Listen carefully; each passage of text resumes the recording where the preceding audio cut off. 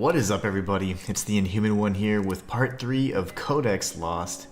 This is an open world, magic only, souls inspired game that was created by a solo dev, and for the last, I don't know, let's say pretty much since this weekend, I've been playing it non-stop, and I do have two files going, a file that I'm sharing with you guys, which is the one you see right here before you, and of course the file that I started off stream when I was reached out to by the dev. So I have been playing it, and gosh, I've been enjoying every moment of it. It's an absolute treat, and to think that it's made by one person is incredible. I just recently got to the very last part of what I'd consider the true ending of the game, so I'm saving that for myself. After this stream I'll be completing that, and soon after I'll be showcasing it here on stream for you guys as well. But most importantly, I just wanted to say that this game's been really fun, and if you want to support, just feel free to type in Codex Lost as the command in chat, and you guys can be taken to the link for the Steam page. Again, it's an awesome game. If you enjoy, I'd say, open world adventure, if you enjoy dungeon diving, if you enjoy spell crafting and things of that nature, this is going to definitely be the game for you. Combat's pretty decent as well. I think that's the only thing that would take some getting used to, but it feels very similar to kind of like an MMO. But aside from that, though, the difficulty and all that is very much so Souls inspired, and you can see that all throughout. But anyways, this game has been so much fun, and I am really excited to showcase it with you guys and share this experience together. So, and actually we've had the dev jump in a few times, so it's been a lot of fun too. But we left off yesterday, and I want to start each stream like this. We left off kind of pretty much dying after we completed the Great Gazing Cave. This is where we obtained this excellent crystal spear staff. This is going to empower or enhance the power of our earth and lightning sorceries and fire even, which is pretty much all we have equipped. So we're going to be doing some crazy damage. I wanted to go ahead and start off the stream showing you guys my level. So we're at 34 right now, kind of focusing on having some survivability and a little bit of mana and enough spell slots to have some variety. Aside from that, we're just going to be pumping points into vitality and intelligence throughout the entire time. There's really no need to pump points into willpower at this point in time, because even at an end game, as long as you understand the elemental weaknesses of the enemies you're facing off with, you're going to be able to be incredibly effective. So something to consider. Equipment wise, we have the crystal spear, we have this mantle here, which is the aquamarine garb, and but we do have a die on it. And then we're just running with the momentum charm and of course the hammer charm, which is incredibly powerful. It helps build up stagger. Really synergizes well with the geomancies. The talisman we have deals damage upon pairing, and then we have some bookcase fragments and Page of the Lost Home. This allows us to regain MP over time, and this allows us to then warp back to the library without losing Arcana. So there's a few things we're going to be doing today. We have quite a bit to cover, but we need to return to the Fellwood Bridge area. So you access Fellwood Bridge through the Great Gazing Cave. And the way to get to the Great Gazing Cave is, of course, I didn't parry that, through the Fractured Fields. Great start, already getting blown up twice. That is lovely. See if we can get a parry this time. No, not quite. We're gonna get that timing down though. I need to warm up. You know, as we always talk about, I never actually warm up, but it's always something I've considered doing that I just don't do. Oh, you're doing lightning as well. That's weird. Okay, let's just do fire then. Let's just burn them to death. Hello. Oh, I thought I had that one too. Thought I had the rebound. But you see how much damage we're doing with fire, and just depending on what the enemy's weak against, we're going to be doing some crazy things. We're going to reach this red orb here if I can actually hit it. Oh, there you go. That was stressing me out. That'll help us replenish some health. We'll take out these bugs here. Whoops. Now we'll get surrounded by said bugs.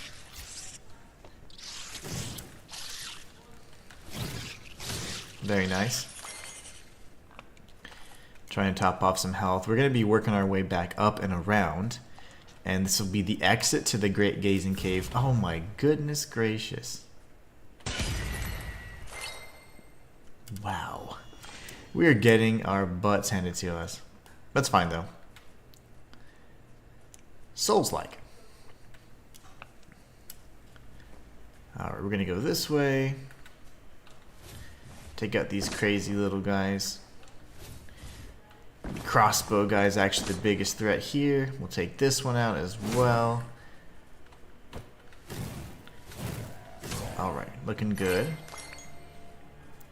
Take out this hammer bro.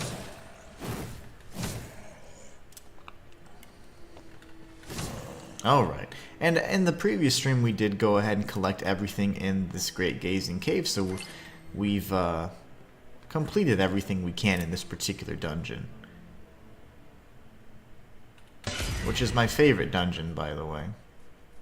So this is the exit, and from here we'll now reach the Fellwood Bridge. I don't have tons of heals, and this is quite an expansive area, so I'm going to probably use some... take a little shortcut or two to get precisely where I need to go. These little bastards are relentless, my gosh. Alright, let's top off our health with some mushrooms. So here's a few things I want to show you. I did kind of lay out the area. We're going to actually be crossing that bridge. This particular enemy right here is quite difficult. You're going to see several of these placed in different areas. There's either Dark Knights or Holy Knights, each of which drop like very unique items that allow you to respec, and also of course the associated crystals that they're aligned with in terms of the element. It's a Dark Knight, they give you Dark Crystal. Holy Knight gives you Holy Crystal. Matthias Rain, welcome my friend. He says, hey Inhuman, happy Thanksgiving Eve. I'll be mainly lurking because I'm playing my game, so forgive my lack of conversing, but I hope you're doing well and hope you have a nice Thanksgiving if you celebrate. Well, thank you so much, I appreciate it. Same to you, my friend. You know, we really don't celebrate much, and we're not very festive. It's kind of funny. It's just something we've never really been festive, but we are cooking. My wife cooks all the time, and she cooks as if it's Thanksgiving all the time. So we're doing Cornish hens actually right now, and we got some greens in the pot, and we've got a handful of other things we're going to be taking care of. She did a few desserts that we're going to be sending to our families, so she's doing that. But aside from that, we typically don't do much in terms of in festivities, but we always eat and we always spend time with our family and do things like that, but nothing too crazy. So I want to show you guys the layout of this particular area. See, if we had some traversal tech, we'd be able to get to this item here and then kind of go straight across the bridge, but we're going to have to go kind of the long way. So this will be a route that's a little more difficult. There are items that we're going to be getting along the way, including this one down the cliff. But they're guarded by all kinds of enemies, including those wolf friends we saw in the previous stream. But well, Matthias, I hope you're enjoying your game. It looks like you are. This pathway here will take us to an entrance to the Deep Fellwood, which is a poisonous area that's very reminiscent of the gutter. It's not nearly as dark, but the visibility is very poor, and there is poison all over the place. So a nice little area if you're up for it. Alright, we're doing some excellent damage. These guys are pretty cool. We saw one earlier on in the previous episodes that was blocking off a really cool looking like treasure area. We went here, and you know the funny thing is I could have just gone here and teleported to Celestium Gate to access the shortcut. But Matthias says, I only cut the latter part of your response because you were rudely interrupted by a rude gentleman trying to sell me a mattress that I don't need. Oh man. Well, I was saying, thank you so much, and same to you. And I was just answering your question. Like, we're not really festive as a family. Like, we don't do tons of things but we're always like spending time together and cooking and doing things like that. In this particular, for this particular break that we have, my wife was making some desserts and some special pies for like our family. So, but yeah, we don't necessarily celebrate like most holidays really. We do birthdays and stuff like that all the time, but. That's kind of, I don't know. There's no real rhyme or reason behind it. We've just never really been into all that stuff. We give thanks all the time. You're very welcome. Oh, just real quick. I know you're playing, but are you playing Eterna Noctis right now? So this area is going to take us to another subsection of the Fellwood bridge. I should necessarily be going everywhere, but this Fellwood Glade area does allow us to get a few goodies that we can get a little early, and it's like, why not? So I'm probably gonna die here because I'm greedy. Oh, I'm so greedy. Yeah, he spammed the mess out of me. No worries. So now I can show you guys the alternate method to get to this area. So this is what we ended up opening in the previous episode anyway. So we're going to go to Celestium Gate. And from the Celestium Gate will appear right there at the entrance to the Fellwood Bridge area. So to the left, you do have the Fellwood Glade. We'll go there a little bit later. We do need a little bit of more health and also just to be better. I'm going to execute a little bit better. But anyways, off we go. You know what? Actually, no. I want my revenge. We're going to take that guy out. We're going to be facing off with him. Clearing out the glade area. And kind of connecting some other piece of the map that you guys definitely would like to see. And I'd like to show you. Then we'll be crossing the main bridge to get to the castle gates, which is going to lead us to our next grimoire, our next big dungeon, and our next really fun boss fight. There's a few boss fights there that are going to be actually quite entertaining. Alright, so here goes nothing. Let's see if we can just use some ranged spells. He's pretty weak to geomancy, so that works perfectly fine. I was trying to get in close and do a fissure, so... Matthias says, yes, I'm playing a turn of Noctis because the devil within Satgat. I'm stuck on the second boss, so I'm waiting for a particular someone to show me how to best deal with him so I have a turn as a backup game. Nice. The devil within... What does Satgat mean? Is that the name of the game? Or is that like a short, like a phrase? I don't know, an expression I'm not privy to. Alright, so now that we've defeated that guy, we're actually going to see more of those orb mages. They're terrible. They spam those orbs all day, and I don't like it one bit. You know what, we can just kill these guys the old-fashioned way instead of using all of our mana.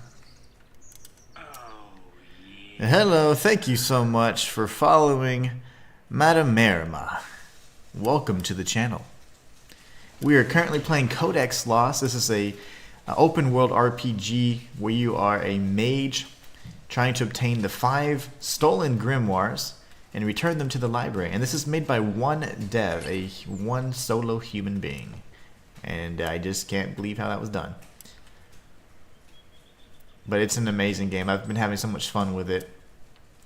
Off stream and on stream. So pretty much if I'm not playing it on stream with you guys, I'm completing my file off stream. So I've been playing lots of Codex Lost. There's going to be some meteor heads over there. The meteor heads are the crystal lizard equivalents to the Souls-like experience.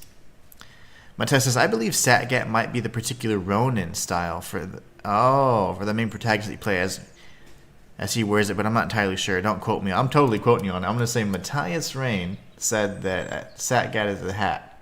Satgat the hat. Satgat's a hat style. I have never heard that term before. I thought it was like some weird like expression or something. I didn't know. So this is another entrance to the deep Fellwood. I just got poisoned showing you that, so you're welcome. But many entrances to there. There's actually 3 that I can think of off the top of my head, not counting the portal that you can translocate from and to. So let's see if we can take out these meteor heads. There should be about 2 of them. There you go. 1, and let's see if I can get you next. So we got some Drithen 3. I want to get this one because he's moving quick. Lovely. So we got Drithen 2, 3, and 5.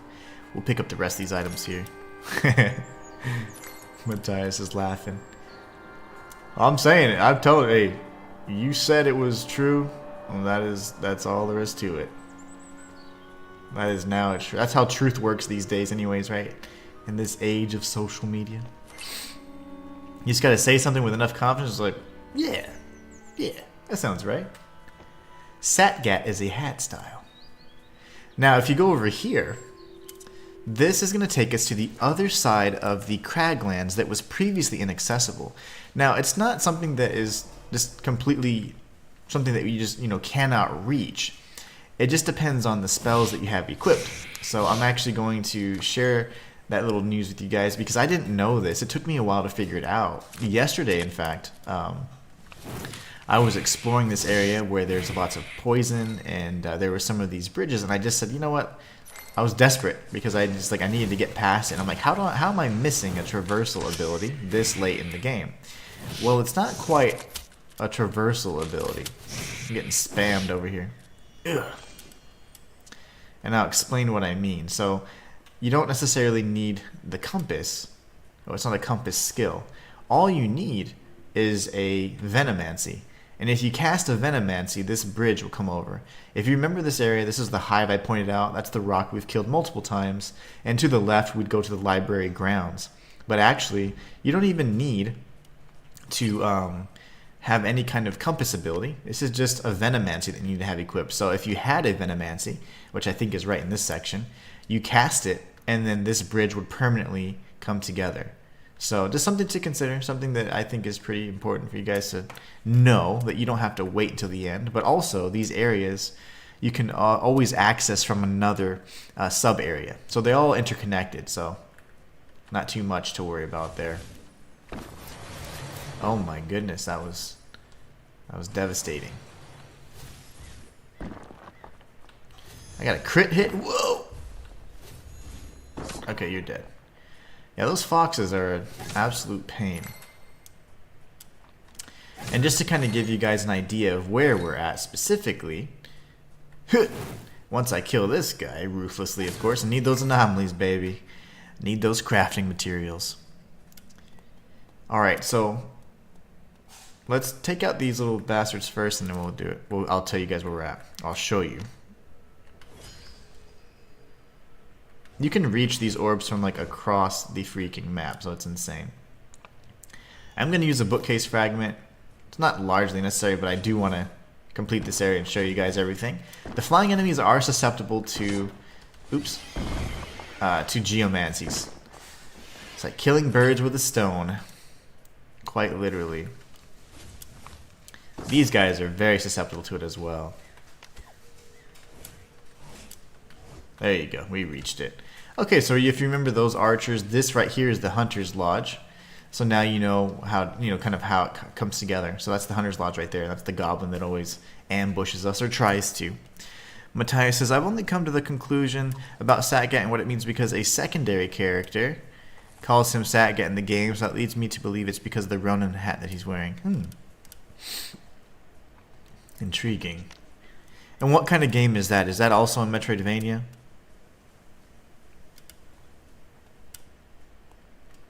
Alright, so again, you can use Venomancies to create those bridges there. We're going to go back to the Fellwood Glaive area since we've now searched the other side of this Craglands cliff. There's several areas like this where you can come from another side and completely bypass the means to use any of the magics that you may or may not have, or also any movement tag. Alright, we're going to have to take out this guy again, which is no fun. Fighting him from this angle is actually even worse, because he spams orbs.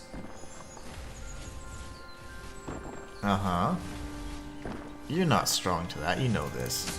Ugh, okay, good.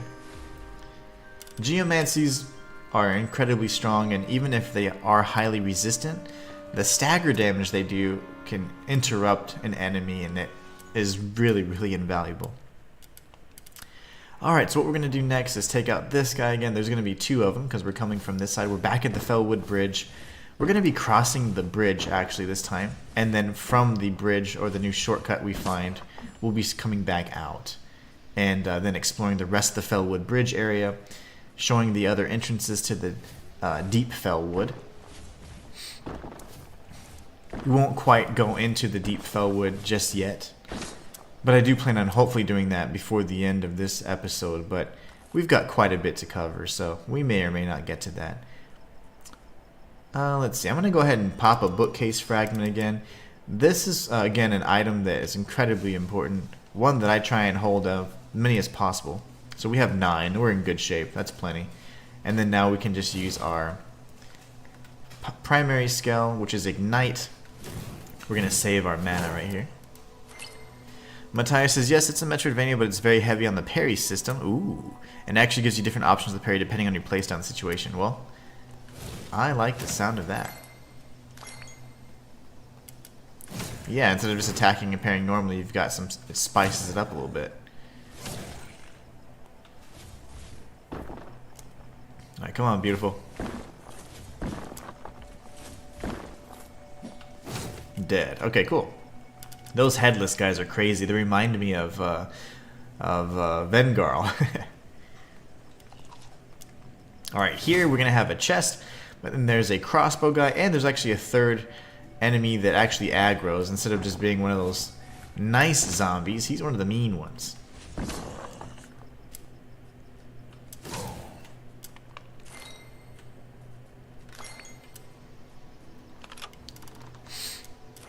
Alright, so we have the Raven Wing Seal. The Raven Wing Seal is pretty important because it allows you to dash a further distance. So it says here, an emblem crafted of black stone. It bears no maker's mark, and even if it did, it would not be recognized, for the ravens hailed from frozen Cairn, a land now lost beyond the vanished river of dreams. 25% increased dash distance. This is going to be useful in some of the later dungeons. You can use this to bypass certain things that would require the traversal, the traversal abilities you obtain from the compass a little bit later on, but it's definitely going to be pretty helpful just in regards to getting to certain areas or making certain jumps that would otherwise be pretty difficult. Alright, this guy I thought was going to be nice. He's not nice at all. He's kind of a jerk. He's a Dark Knight, and he can cover that ground pretty quickly, so we're going to do our best to not die to him. Oh my gosh, we're going to die to him.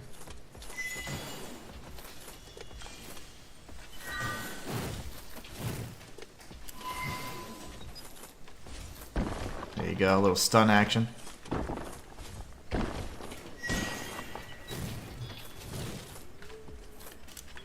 Okay, oh good. He missed us.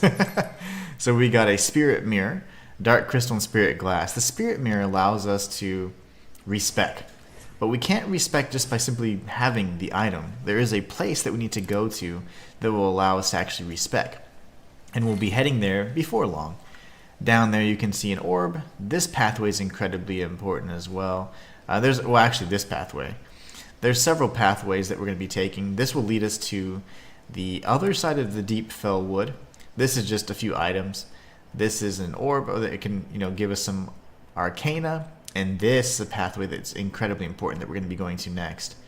I spoke at length about an area that allows us to check our owl mail, and that's where we'll be heading very soon. Very nice. Took out the goblin from afar. Matthias says, but very soon, hopefully I'll be picking up both 9 Souls in this game that you're playing, Codex Lost. So I'm very grateful that you're playing this game and giving us a walkthrough. So many games, so little money. No doubt. No doubt. I hope you enjoy this game. To me, the parry is sexy. And once you get used to the gameplay, like, it's kind of like, the only thing that I feel people need to adjust to is the weight of getting hit. Other than that, everything, it just feels so solid. The weight is very reminiscent of an MMO, which I've played several for a good amount of time, so I'm very familiar with the weight of like getting hit and hitting. The hitting is beautiful. Getting hit just feels very MMO, and it's just not a style that I am like, oh my gosh, I love this. But once you adjust to that particular weight of getting hit again, then you're good.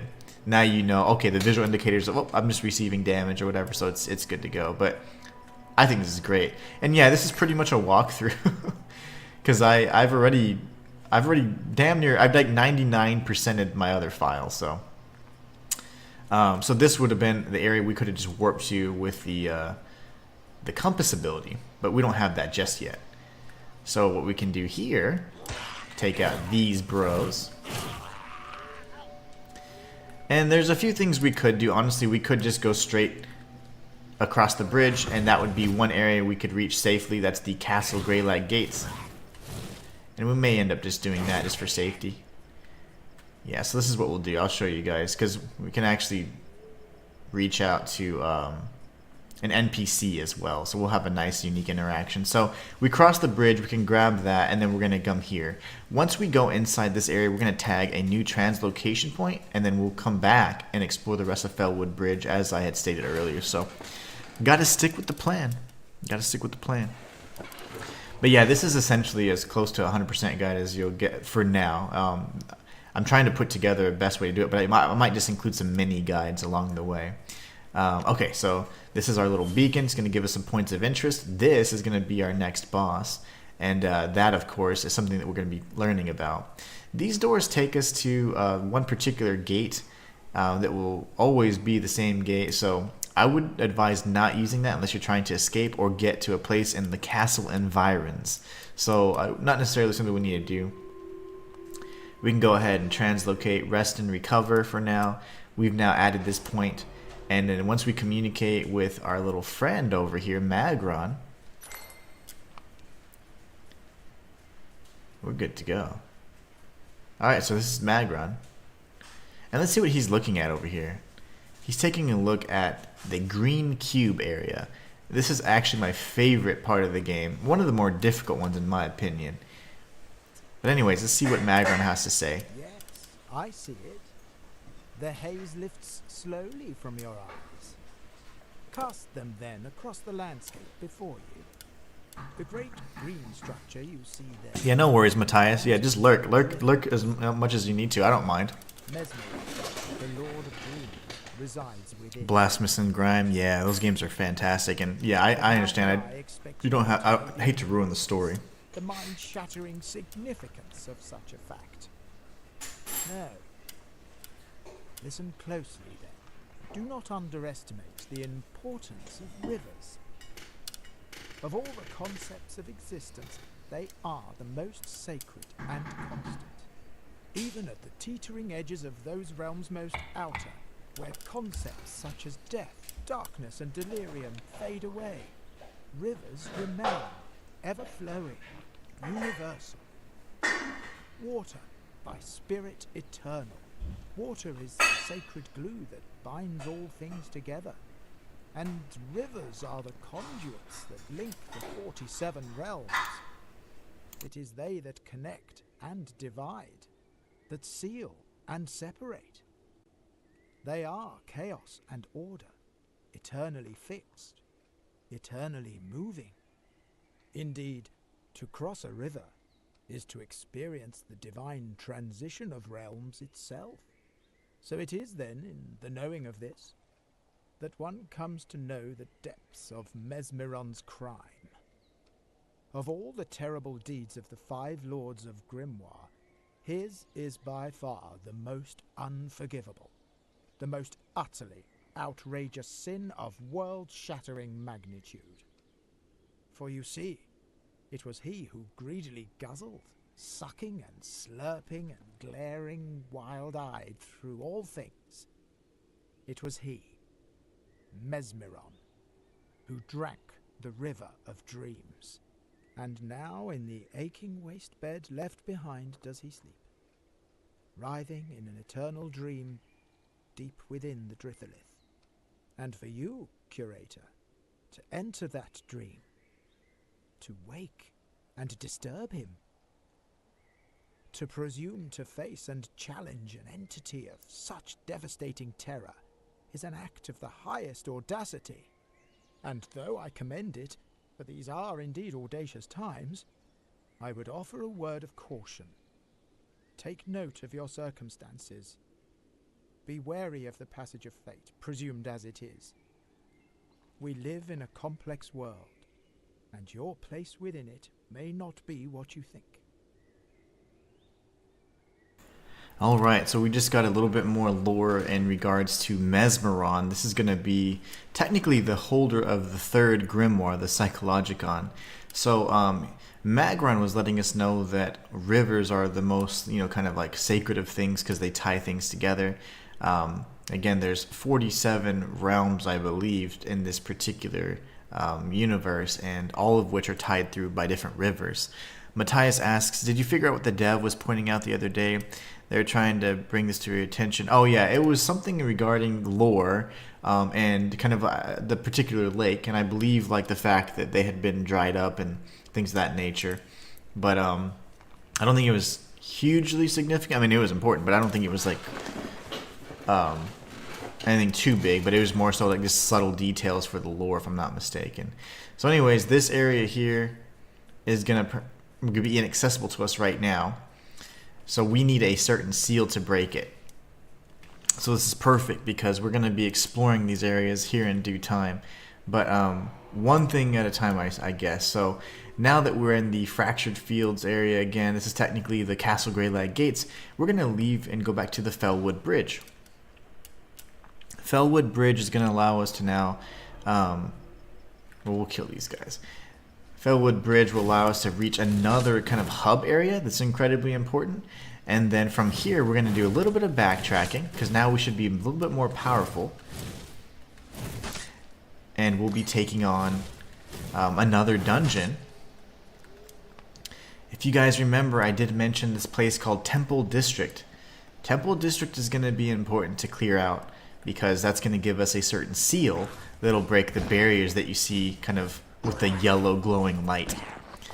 So we'll be going back to Fractured Fields proper, clearing out the Valley of Blades, and then completing the Temple District as well, which is one of my favorite areas.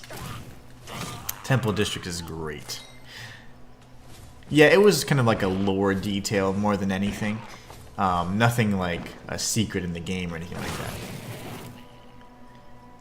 Goblins are weak to fire. This is, you know, there's tons of enemies in the game, but it's so intuitive in what you use to defeat them. Like, so anything that's kind of like a superstitious creature, I say that like a, you know, like, I don't know, folklore style creature.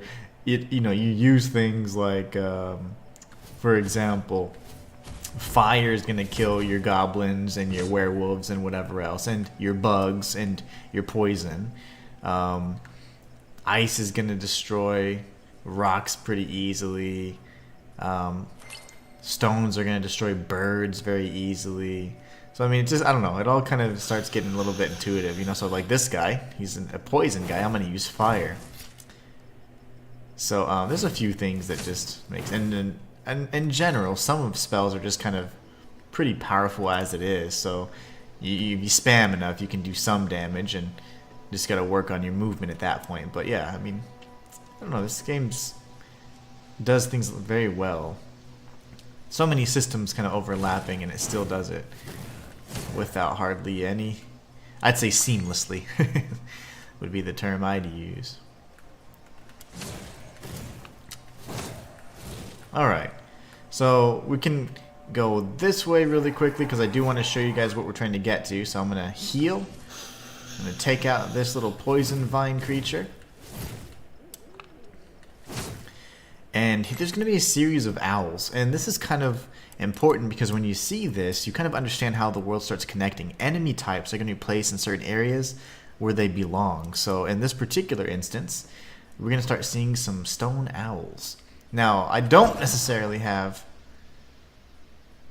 a good way to deal with these guys as of yet. And remember, the rock creatures are immune. They're going to be immune to lightning, so yeah, this is going to be fun. But again, Fissure is an incredibly powerful spell, so we're going to be able to handle these guys, even though it might take a little bit longer than I'd like. Okay. Whew. But these stone owls are actually guardians. They're protecting a special area. And if you know, we are actually not a human. We are a kind of a raven type creature known as the Curator. And we're a descendant of the ancients.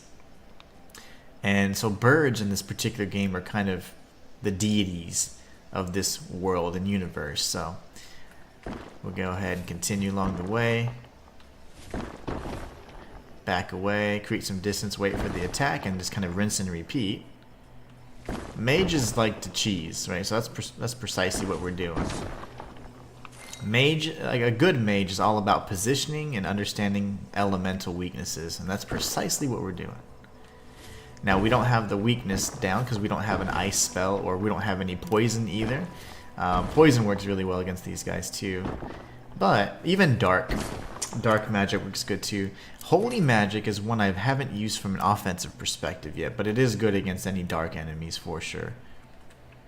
Here we go. We're just taking our kind of time going around this pathway. This is clearly leading to something. They're hiding something, and it's like, what is it that they're protecting so vehemently?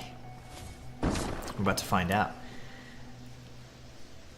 If you guys have been paying attention, I've referenced the owl mail many times, so maybe, just maybe, this will be a way to check our owl mail.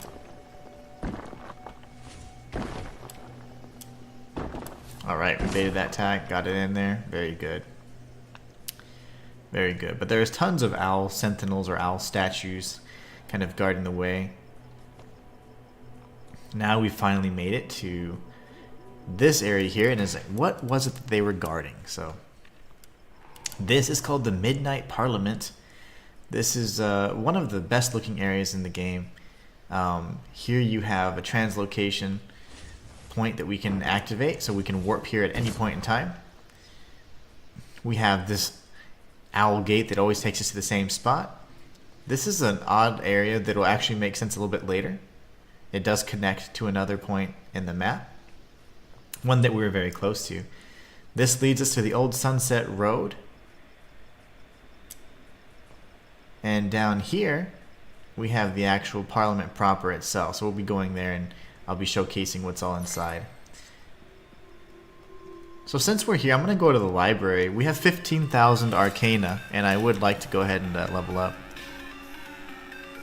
Thank you so much for the donation, MYR Mears 60. Thank you so much. I appreciate that. You guys are awesome. Totally awesome. Alright, so we're going to go ahead and level up.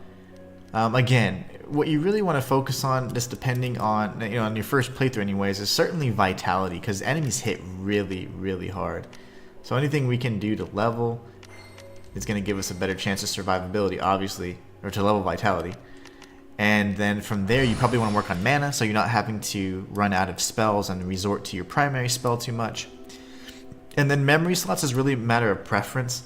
I don't think that it's necessary to have all 10 memory slots. You can certainly survive with much fewer slots, but each of the staves do have, or staves do have, different affinities towards different magic types. So thank you so much again for that donation. I really appreciate it. Alright, so we're now going to go to the Midnight Parliament. This area is really cool for a number of reasons. Also, just want to show you guys that there are different braziers around the map, and we're going to be pretty much lighting them all up. And they're usually tucked away in corners and things like that, so there's going to be 10 total, one of which is right here. So I'll go through and tell you where they're all at, and we'll probably just light them all in one episode, that way you guys know. But there's 10 total braziers, okay, that you have to light.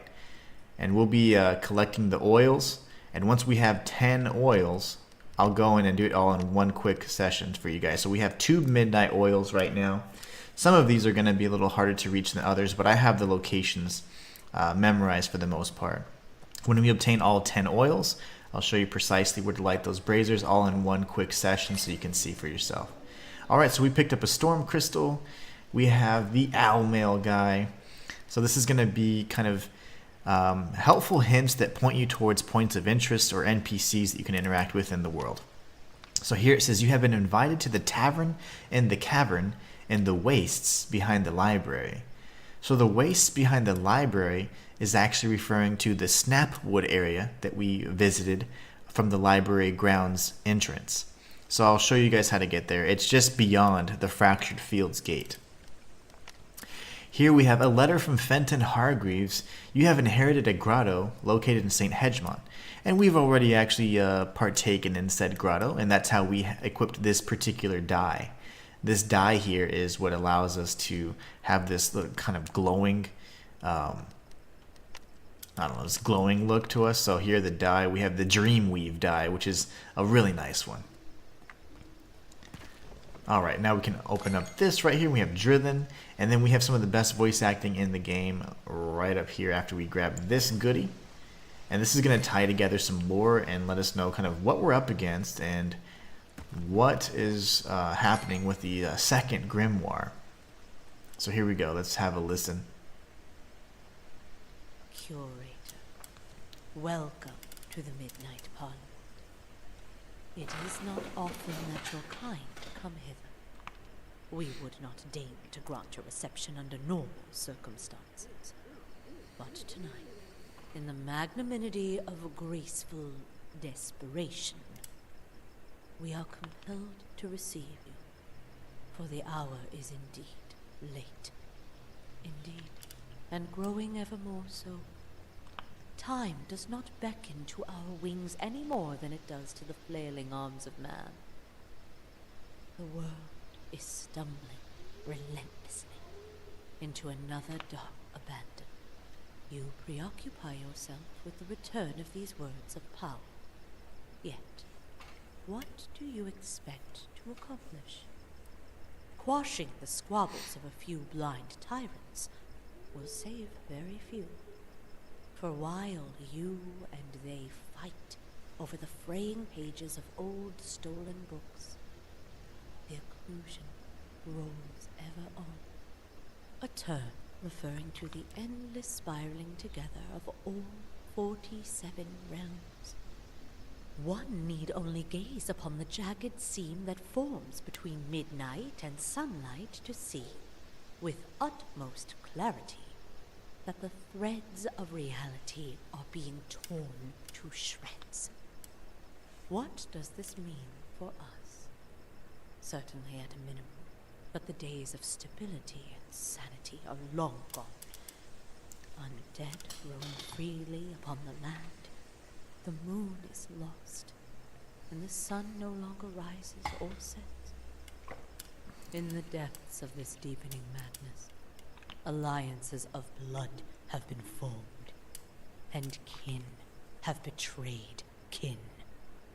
I speak here of one from my own brood, Haragusket, an owl once noble and wise.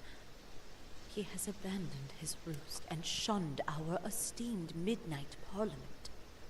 He has proven to be its ultimate disgrace, choosing to throw himself willingly into discord by siding with no less than the Crimson Phantom himself.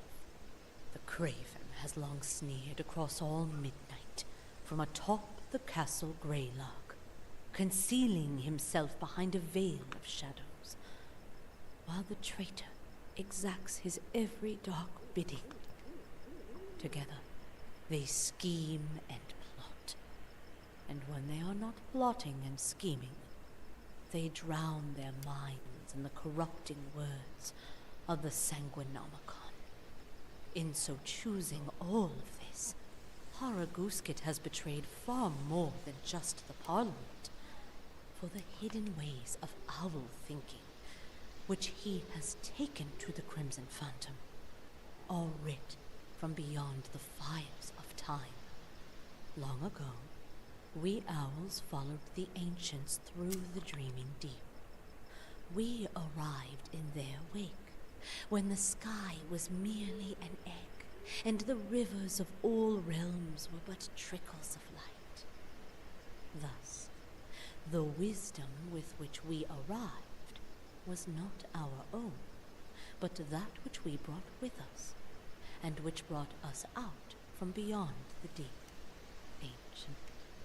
It need not be an exclusive term, Curator, for we share its roots with those who more commonly merit its assignation. We were here when the ancients composed the grimoires in feathered hand. We were here when they absconded to the Midnight Realm, and we shall be here when the occlusion reduces all things to dust. For now, however, Haragusket has abandoned all sense of timeless propriety. He has forsaken the road of truth to which the Midnight Parliament must ever be bound. offered up his knowledge of the sacred pattern. And so, no other choice is left for him. He must be escorted from the 47 realms, his soul to depart, never to return. Alas, there are many lesser crimes to which the members of this honorable parliament may be forgiven. But discursion of owl thought into the mind of a criminal marks a boundary line beyond which forgiveness can no longer be offered. That is why I request, why I implore you, Curator, to aid us. In times past, it is true, we have shed feathers by the buck of each other's beaks. But if all bird kind in the central realms are to survive, we must set aside past disagreements and come together as a single flock. And so I ask you, Curator, will you rid us of the traitor, Haragusk? I'll see what I can do. So yes, she pretty much explained the fact that one of her kind, the owl kind, teamed up with the Crimson Phantom, and together, the Reviled Spectre is his name, and together they have been kind of pouring into secrets and using the Sanguinomicon to learn all these dark magics. So she's tasked us with defeating Haragusket, which is the owl traitor. And yeah, so it's pretty awesome. So essentially, she's tasked us to do that, and we know we need to go to Castle Greylag in order to accomplish that. So we're going to be doing that in due time, but not just yet. We still have, let's see, we got the Fellwood Bridge that we need to go ahead and clear out. We got the Midnight Parliament all taken care of now. If you go through here, that's the Castle Environs, which we'll be exploring a little bit later. And then this is Old Sunset Road. This is a road that allows you to get a pretty cool little staff, and you can pick up some midnight oil here as well.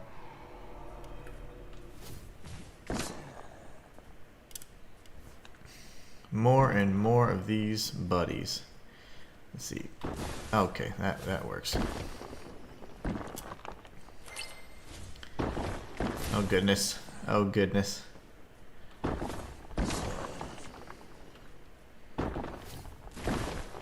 Back up, brosif. Okay. I don't want to go too far back because then I'd go into the new area. I do not want that. Alright, we got some midnight oil. That's midnight oil number 3. I need to make sure I have take note of that for my guide.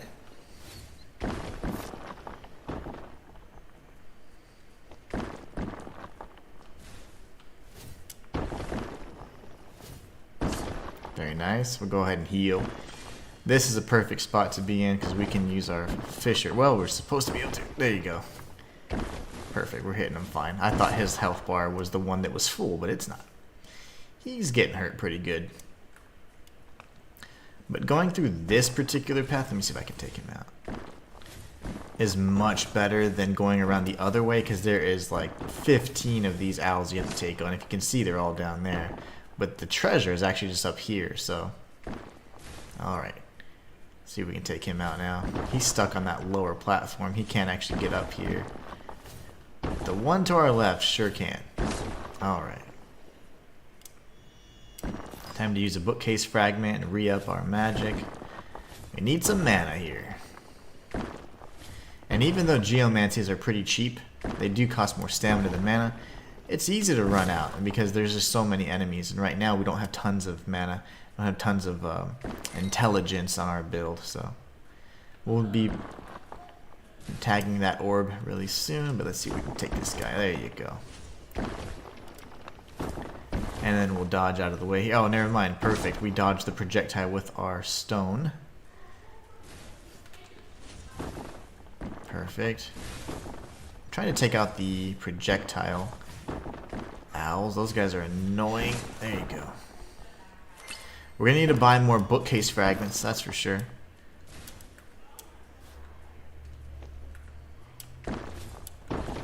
What the hell? Whoa! What did I aim at? What am I aiming at?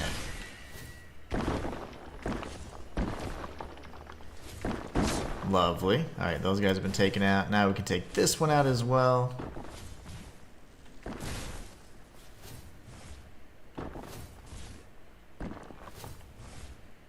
Very nice. Okay, so we picked up a staff, and I'm going to show you guys what that is in just a moment. Okay. I thought we did it. Hold on. Common Resonator, Crystal Spear. Wait, what did we pick up? Frost Charm, maybe? We picked something up. Hold on. Oh, here you go. The Hailstone Charm. My bad. 30% freeze buildup. I knew we picked up something ice related. So, so if you're using ice or cryomancies in particular, you can get 30% increased buildup for freeze. So, not a bad thing to have. All right. So there's only a few other owls we have to take out. So we're in really good shape now. Grab the earth crystals these guys were dropping. You know, one thing that I was completely confused about, I was like, I really want to get in on that side. And I don't know, I don't recall there being a way to get in here. So that's really interesting, this little owl door. It might just be from the castle environs area, but not entirely sure. That's certainly a door.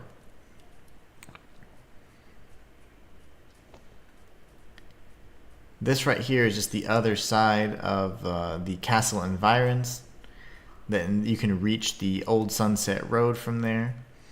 Really curious about that, but I'm certain that there's a way around. I just don't remember, and I don't know if I've I don't recall doing that in my file, but I'm sure I have. I'll have to see if Freemana can help clarify that. But in regards to the Sunset Road, the biggest thing here was actually the staff that's beyond here. I'll show you what I'm talking about in just a moment. Let me just bait this guy's attack. See if you can get through. Oh, you must be cheesed then. Okay, very good. So as of yet, we don't have the means to break these yellow seals. So we'll be revisiting the old Sunset Road here shortly. But yeah, this is kind of where we're at right now. Stuck. You'll get the way to break the seal by going to Temple District, which we're going to be doing today. Alright. So that's kind of at least an overview of that particular area. Not something that you can totally complete just yet. We'll have to remember to go back to Old Sunset Road. And then, of course, to activate all of the different midnight braziers as well. But one thing at a time. So now what we're going to do is we're going to go back to the Greylag Castle gates, and we're going to clear out the rest of the Fellwood Bridge area, which isn't really too much left. And then we'll be going to the Temple District area next. Temple District, then Valley of Blades.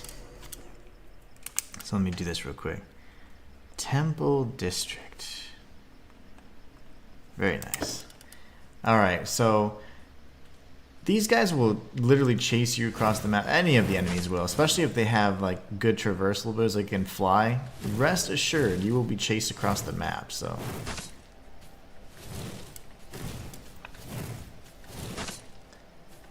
take this guy out.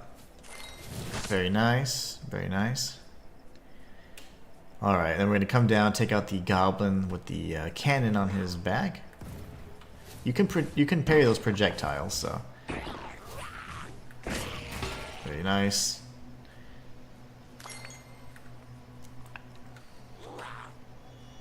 Did not mean to heal there. It's my bad. I always let go of L2 a little bit too early when I'm switching spells. We got some owl mail, and every time you get owl mail, you can always return back to the Midnight Parliament and check your mail. Typically, it's giving you a hint of a point of interest or where you could potentially explore next. So it is very helpful, actually.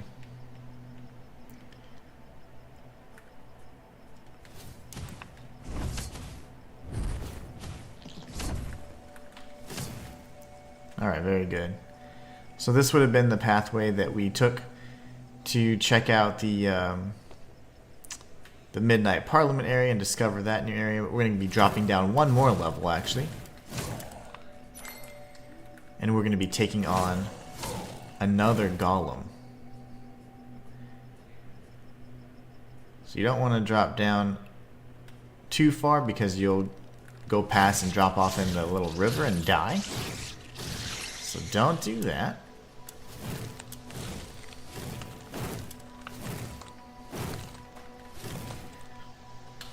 Very good. Get some free arcana there. Very nice. Grab the recipe for arcane slash. Take out this guy while he's not paying attention. And then we should have a werewolf that's going to greet us very shortly.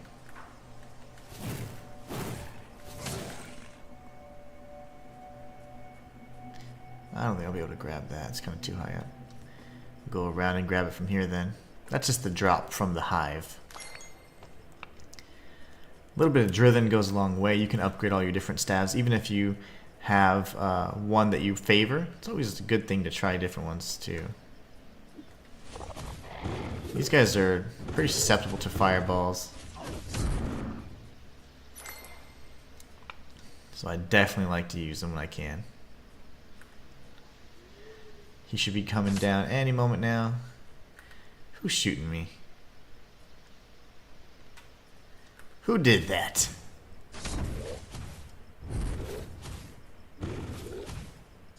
Very good. Oh, they were falling off into the map trying to kill me. Jerks, that's what you get for pursuing me so aggressively. Very nice. Okay. Just clearing this area out, and we still have plenty of mana, which is great.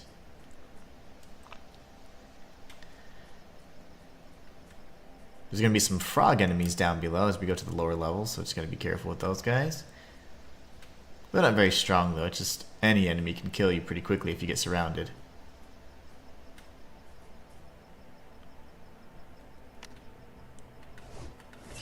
Yeah, I think they're coming already. Very nice. If we continue up this pathway, we'll go to another entrance of the Fellwood, or Deep Fellwood area. This over here kind of gives you an idea of what other enemies are up ahead. We got another frog enemy down here. Now that this has been cleared out, we're in good shape. We can go back up and around. And you circle around this way after we take out this enemy with a firebolt. Or fireball. Firebolt would be cool though. I like my way too. Very nice. Grab this. It's a vector paradigm. It's just a crafting material. Let's see if I can get his attention. That should have definitely pissed you off, right? Love the parries in this game. They're just so satisfying. We got some ointment, and then that should be about it in terms of loot. So we got the spell catalyzer, just a few more materials. You can fish from here as well if you want. I typically try and fish in like the more the higher grade dungeons because you're gonna get more rare catches, and that'll enhance your chance of getting some really good loot and a very special item you need.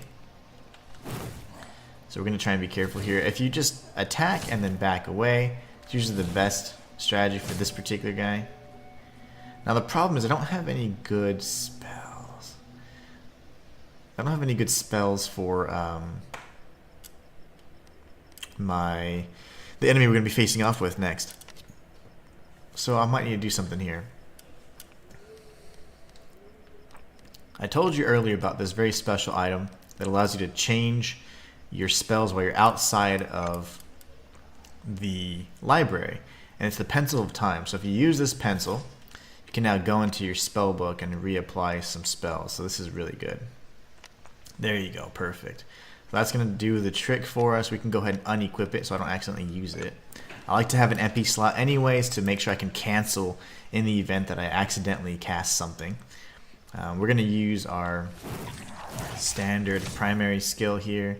See if we can dash past this. Yeah, take minimal damage. We're good with that. You can fish from this spot again. And then if you continue on this way, there's another Midnight Brazier and a very special enemy we'll be facing off with. Nothing over here. Alright, let's get ready. Let's take this guy out. Ow. Well, as soon as you hit them, just back up or strafe backwards. That's the best way to handle that threat.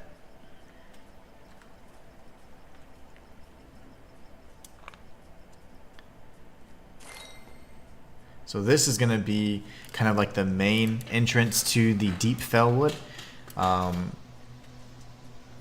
Deep Fellwood is a poisonous area, really low visibility, and tough to navigate, very maze-like in the way that you get to different areas. There's like 3 different levels you can enter, each of which is going to kind of lead you to another area you have to figure out how to get to. So we get the Swamp Charm there. We'll talk about that in just a moment. See if we can spam some ice on this guy.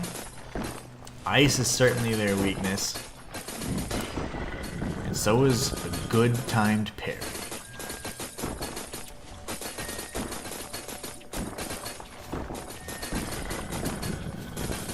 We can pretty much keep him locked up though if we keep doing this. Ow. A good punch to the face. Oh god! I'm in a bad spot. Okay.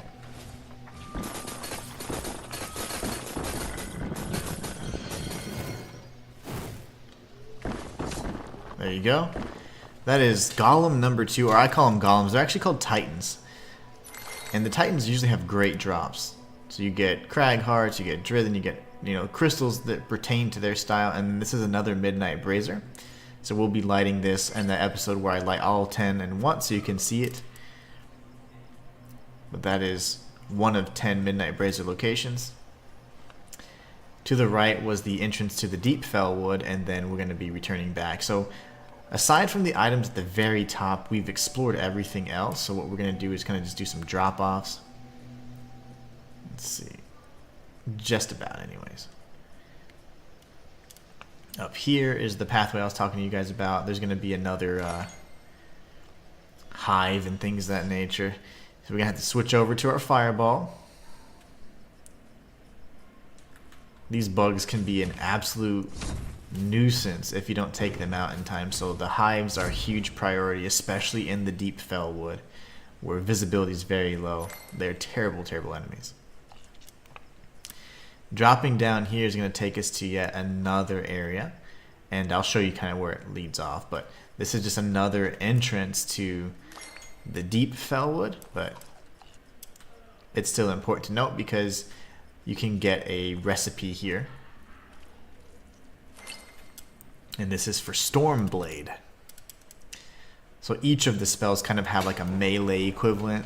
But anyways, this is one of the other methods you can reach the Fellwood. And there is another Brazier here as well. So that's Brazier number 3 that we've seen. So very good. You know, I don't know if I actually lit any for you guys yet, but I hope not. I certainly hope not. But anyways, what we're going to do is we're going, because I want to do it all in one episode, but in either case, I'll show you every single location so it makes it nice and easy for you. So we're going to use this page of the Lost Tome so we can return back to the library. We're going to do some leveling if we can. Let's see. You know what I'll do, actually? I'm actually going to buy some more items instead. So typically, you need to decide between leveling or, you know, getting items. What I do when I have a ton of expendable arcana is I typically purchase or level as much as I can, then purchase with the rest. So, but in this instance, we're going to need some more of these. So I usually stock up on these like crazy. Because there's going to be a lot of dungeon diving we're going to be doing where you just don't have the ability to replenish your mana. Alright, so now what we're going to do is return back to the Greylag Castle gates. Well, you know what? That probably wasn't. Let's do this instead. We're going to go to the Celestium Gate, and then this is where we're going to be able to drop down and grab those missing items. So we'll come from here, go to that secret kind of shortcut to the Fellwood Bridge area. And then we'll be dropping off down and grabbing the rest of these items that we're missing. Let's see how well these guys like fire. I have a feeling they're going to be just fine with it. Yeah, he doesn't mind fire at all. Look at that stagger buildup, especially with the hammer charm. These guys are just about cancelled. Cancel them right out.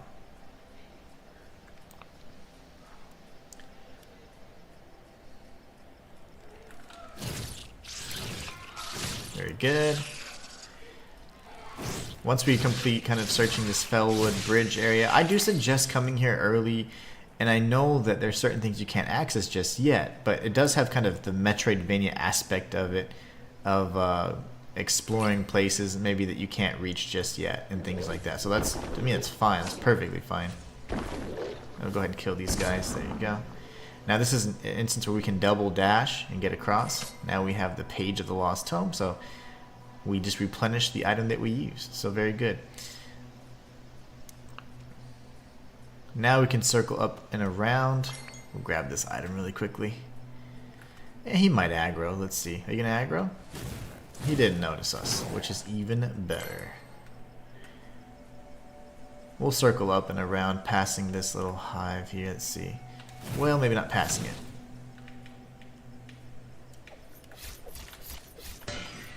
Really?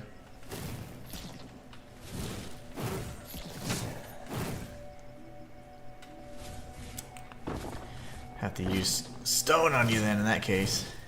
Okay. You can lock onto those little pylon things, and I often do that on accident more than I want to. Really? I keep killing the little bugs instead. There you go.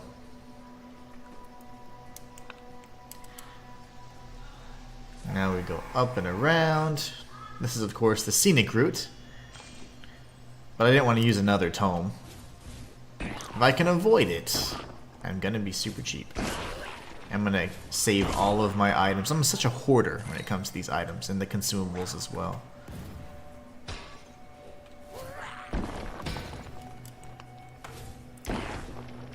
These guys don't fare very well against geomancies, and the little ones don't like fire very much.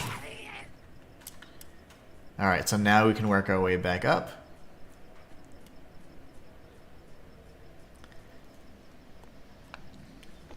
And then there's a few different things we could do. So Fellwood Bridge is nice and clear. We probably need to go ahead and make our way towards the... let's see, what would be the best area? Celestium Gate again. And then we're going to go to the Temple District. So the Temple District's going to be a big dungeon for us to clear out. It's an open world area, but it kind of has a like a mini dungeon there as well. So what we're going to do is go this way. We're going to head towards the library grounds. And the library grounds are going to be the area where we first met Fenton Hargreaves. It's also the connecting point for the Fractured Fields and Snapwood. The Snapwood does have a side quest in there, and we'll be going there in due time, but we do need to find... we want to stock up on holy waters before going there, because that can be a difficult area. So from Fractured Fields, we go inside, and then we're going to be passing and going right back to the side where the Valley of Blades was. This is, again, kind of like the long way to do it. You could just teleport to St. Hedgemont and go backwards, but I kind of want to continue to show you guys the map so you can familiarize yourself with it. If you want to get there very quickly, we've already unlocked the fast travel points, and I've shown you guys how to do that. So you can now access St. Hedgemont, and then you just go out of the area, and then you'll find yourself in the Valley of Blades. And then you leave the Valley of Blades, and then you would make a left, and you'd reach the Temple District. But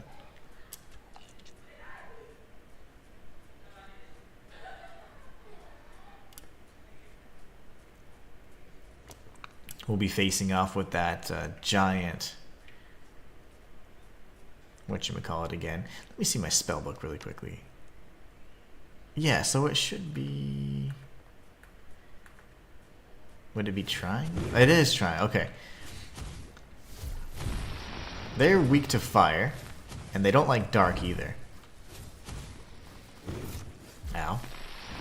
Oh my gosh, getting tagged with electricity is not good, because if you get shocked, your stamina regen's a lot slower, so it's going to be really tough to manage using spells and evading all of these crazy attacks. And blocking would be almost impossible as well. Oh my gosh. Like so. If I die here, I'm be... oh gosh. with the big guy. Please go away. I died. Yeah, those guys are relentless. Doesn't help when you're facing off with all the little enemies either. But anyways, instead, let's just be smart. We'll do it this way. Saint Hedgemont.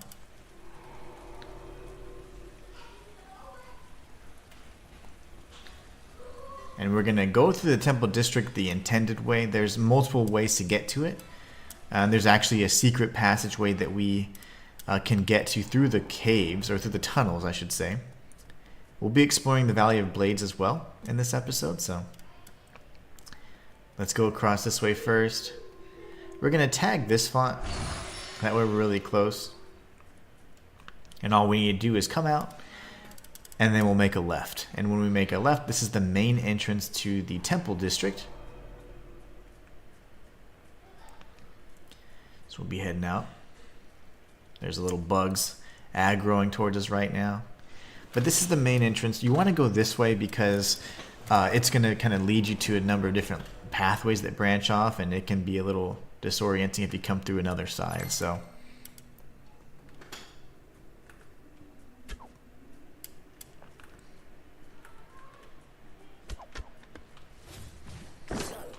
very nice. Very good. Alright, so there's those spinning metal or mechanical kind of creatures. They are actually weak to stone as well, believe it or not. And they don't like electricity that much either, so. These guys are weak to fire. Depending on the type. There's different types of urchins, but that's a poison one, so it's susceptible to fire. Keep an ear out for the whirring blades because they will slice you up if you're not careful. Actually, I do like to go from this angle just to make sure I have some high ground. I don't like fighting these things. If they lock in on you, you're pretty much going to get stun locked and you will die. Where'd he go?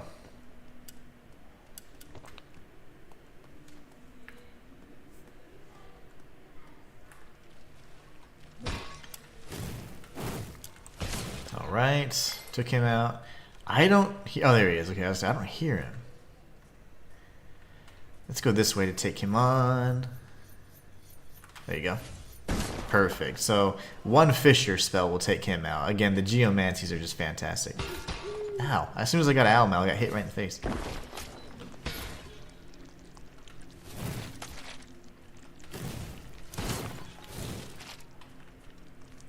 I'll parry you to death now. There you go. Oh, you didn't die. That works too. Let's go grab this item really quick. Tucked in here. Some Drithen 2. We'll need to continuously upgrade this staff if we're going to use these same Geomancies and Pyromancies, of course. We could take out these enemies as well.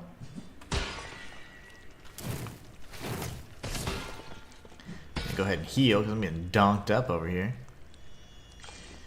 If you're poisoned like I am right now, you can just use an antidote and it kind of takes care of things for you, but we should be fine.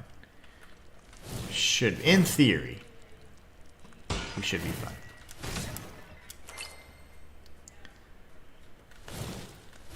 Alright, now we can destroy this orb and get some Arcana.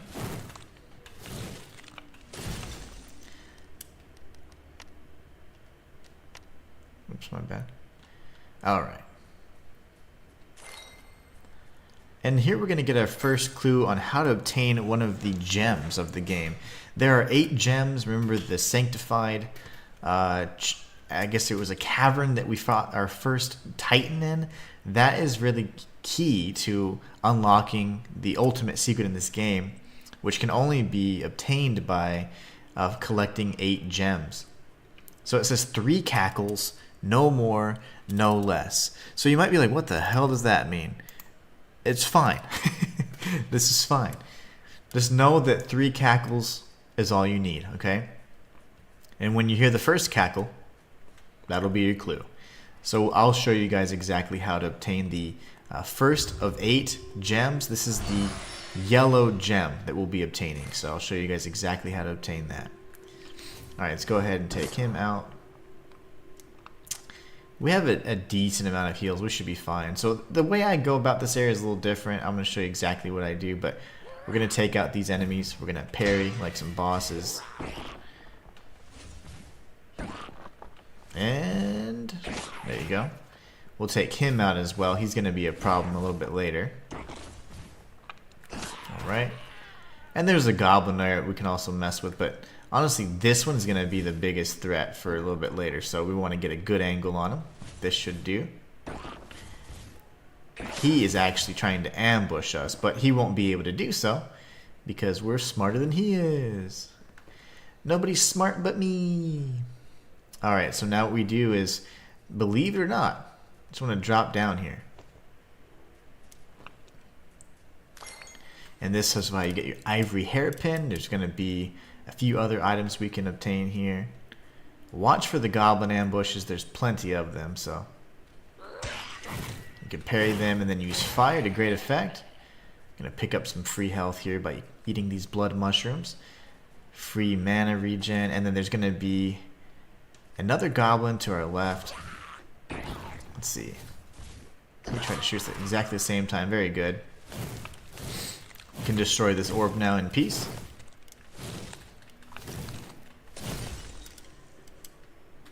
And now we can head up here. And this would have been where we've been pelted with cannonballs from the goblins, but instead we can just safely grab these items. Now, once we go up, we need to turn to the right because there's going to be a goblin that is facing us. And this is the goblin that I mentioned and pointed out when we were up on that bridge. So, just up there is where we just came from. That's the memory font right there. So, alright, does that all make sense, everybody? Good. Take these guys out, get his attention. You can always bait them to this area and blow it up with the compass.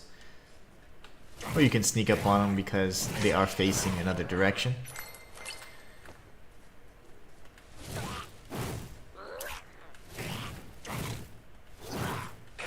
Very good.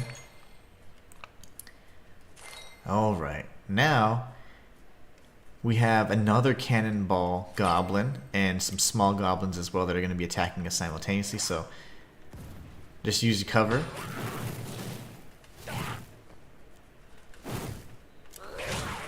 Alright, whoa, fireball. Okay. Wait for him to shoot, parry, and then you can counterattack. 2 hits should do the trick. When he's down, usually they take a little bit more damage when they're stunned. We got this guy, we can go ahead and get the parry. Oh, maybe not. Let's pepper him with some fire spells, and that's fine. We'll actually be coming back up this pathway. This is a pathway up and around. There is a pretty tough enemy. It's one of those cube enemies that use those... See, I think I hear him already. Yeah, it's one of the cube enemies. And there's also the mechanical creatures as well that we don't like. There's another goblin ambush right there. Take him out. We can replenish our health with these blood mushrooms.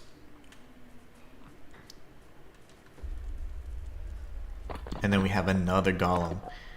Let's see, I do have the Ice Dirk Volley, so we should be in okay shape here. I'm going to heal just to top off. And I'm actually going to pop one of these too, so I can continue to spam heal. You can actually back up and get him in a tight spot if you need to. He's stunned right now, so we're actually okay. He's going to get stunned again. You can see why that stagger meter building up like crazy.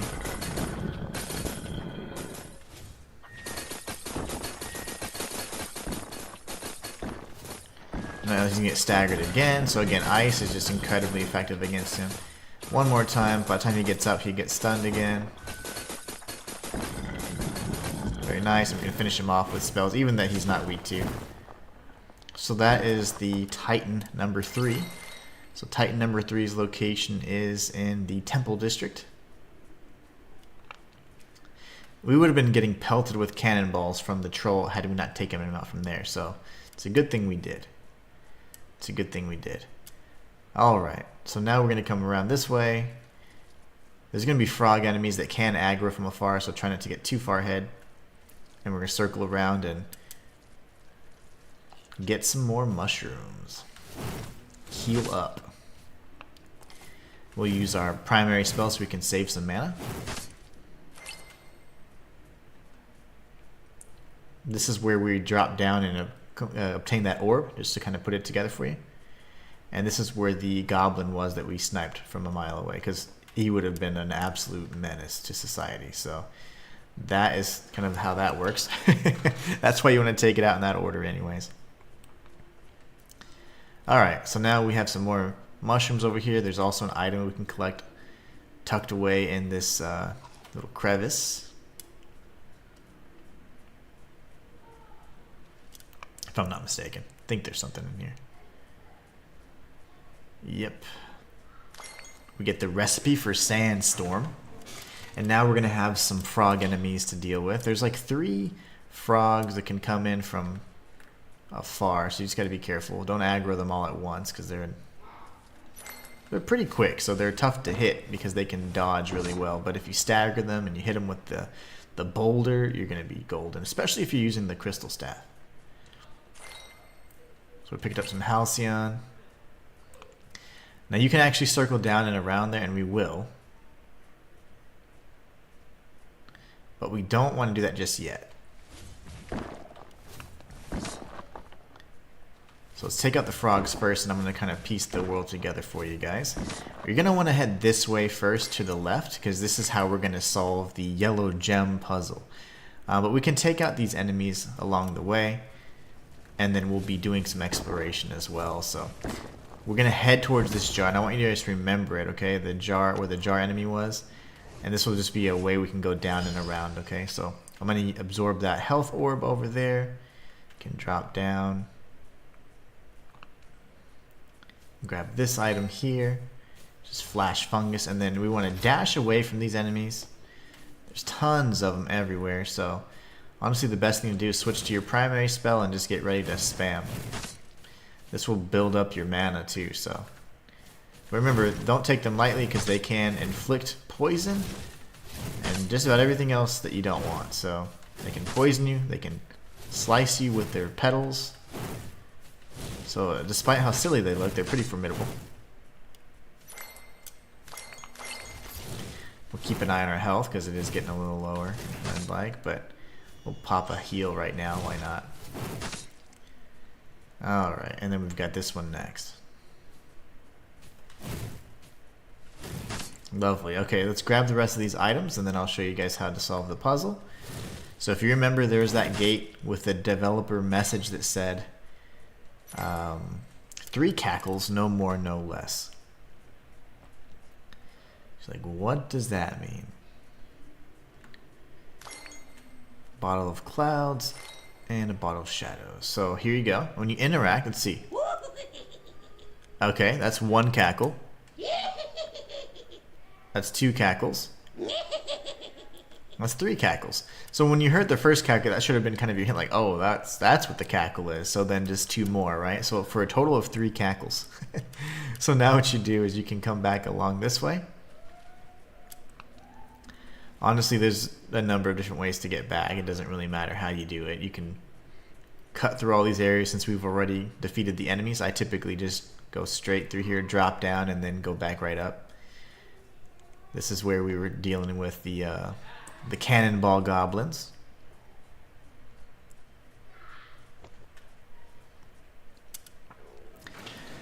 So now we work our way back up.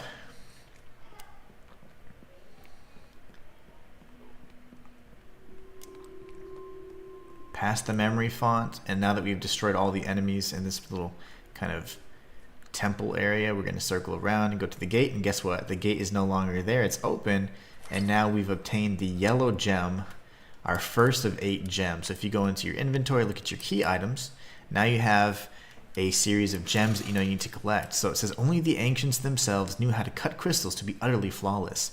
No race since their departure has even come close to the level of perfection seen in the 8 legendary gems which they left behind. As to why they left these priceless treasures, not a soul can say, except for perhaps the Curator. But why should he share such a precious secret with any living creature? Collect all 8 gems to unlock something. So, pretty cool. I think that's a really excellent little secret there. So yellow gems, that is 1 of 8, just so you guys know. Okay, so pretty cool.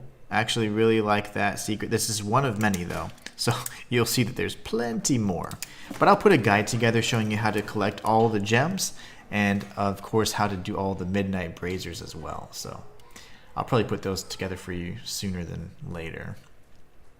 My goal will be to start posting those videos by tomorrow. So now that everything is essentially cleared out, you can work your way back and it's safe.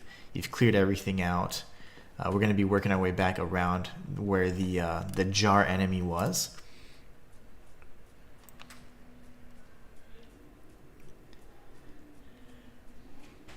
And the good thing is we've already cleared out the enemy, so we're in good shape. No threats to be had here. We've got a good amount of mana and we're okay on health. I do like to have more crystals, but I'm just so used to having, you know, the max amount of crystals. I think it's 10 possible, so I just like to have I like to have a lot. I like having heals and I like being topped off.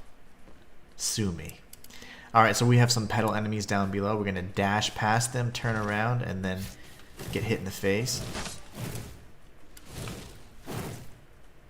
Very good. There's gonna be some bugs around the corner, so we're gonna take those out as well. But first, the bombs. I tried to parry him, just so you know, but that did not work out very nicely. It didn't go as planned. Oh my gosh! Okay, he almost knocked me off the map. He almost knocked me off the map.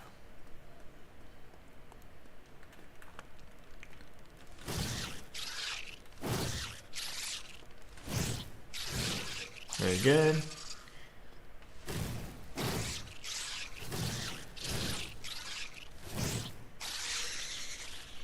Take out this orb and then just keep your eye out on the hill. There's going to be that cube enemy. That cube enemy that we don't like. The one that can often get in the way of things, use its swords, and do all this crazy stuff. So it's very likely we're going to die on this first kind of path through anyway. So it's not too big a concern, but just be mindful. Be mindful. It's hard to hit these guys with ice, even though they are pretty susceptible to it.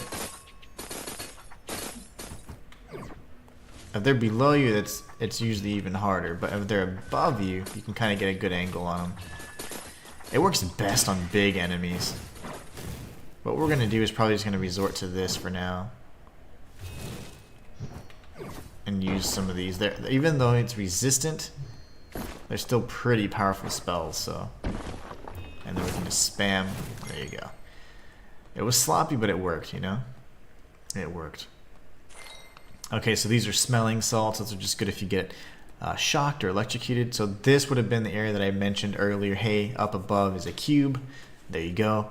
Now we're going to go up this staircase. This staircase is how we get into the actual temple itself. So we've been kind of exploring the surrounding area. We're going to be going to the actual temple proper. And there are 2 ways to get to this area. The second way is going to lead us to a secret item that we're going to be obtaining.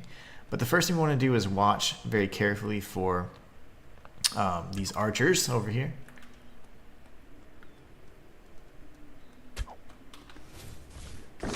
Remember, they're weak to geomancies because they are bird type enemies, so kill 2 birds with 1 stone. Okay, he's dead now.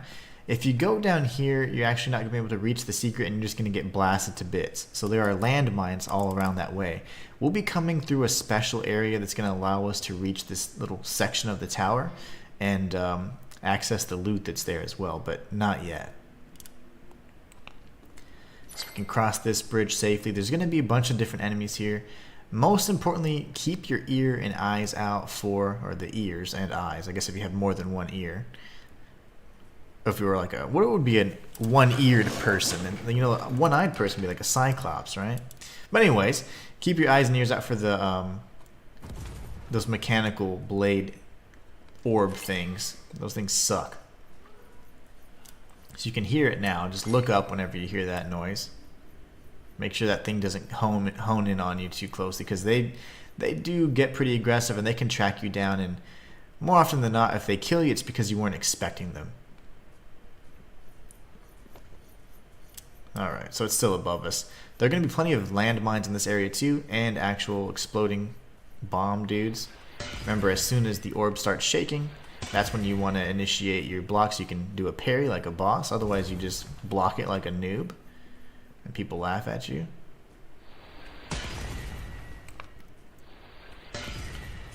Alright, we got the recipe for Earth Bomb. Very nice. Those are just the bomb enemies exploding because they just do things. Usually if you hit them, that kind of just gets them aggroed, and they are all based, you know, weak based on whatever element they are. So this is going to be, fire enemies going to be weak to the stone or geomancies, but honestly, you just need them to self-destruct, and you don't need to worry too much about dealing damage to them. As soon as they start shrinking, that's whenever you want to initiate your block. Grab the radial equipos. Keep grabbing all the different things. There's going to be, I think, a few more landmines, unless we've cleared them out already. Yeah, we got them. There might be another off-scene. No. But if you hear that sound, go ahead and block just to be safe, or if you're confident in your timing, you can go for a parry. Okay, there's this pathway here. Just keep in mind all the different pathways. You have this pathway here that's sealed by a gate that's going to lead us to some loot, and also another entrance to an area that's going to take us to the wastelands. That is kind of the area where you would go towards the third the third grimoire. So you don't want to go there just yet. We can drop down there though. It's just not a problem for doing that. But all right, now let's see if we can use our ice dirk volley on this clown here. Again, the angle at which it shoots is the biggest issue. The angle at which he shoots is also an issue, apparently. Oh, I thought I would have parried that. Oh gosh.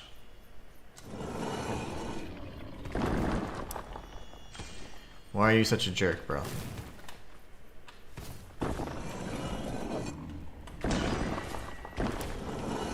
He's not weak to anything right now, and the ice isn't doing much good against him either, unfortunately. Usually I use dark magic for them, and it works pretty well, but this dude is on one today. There you go. We don't have any heals left, so as I mentioned, it's very likely that we may die, but we have a quick way back, so it's nothing to fret about, really.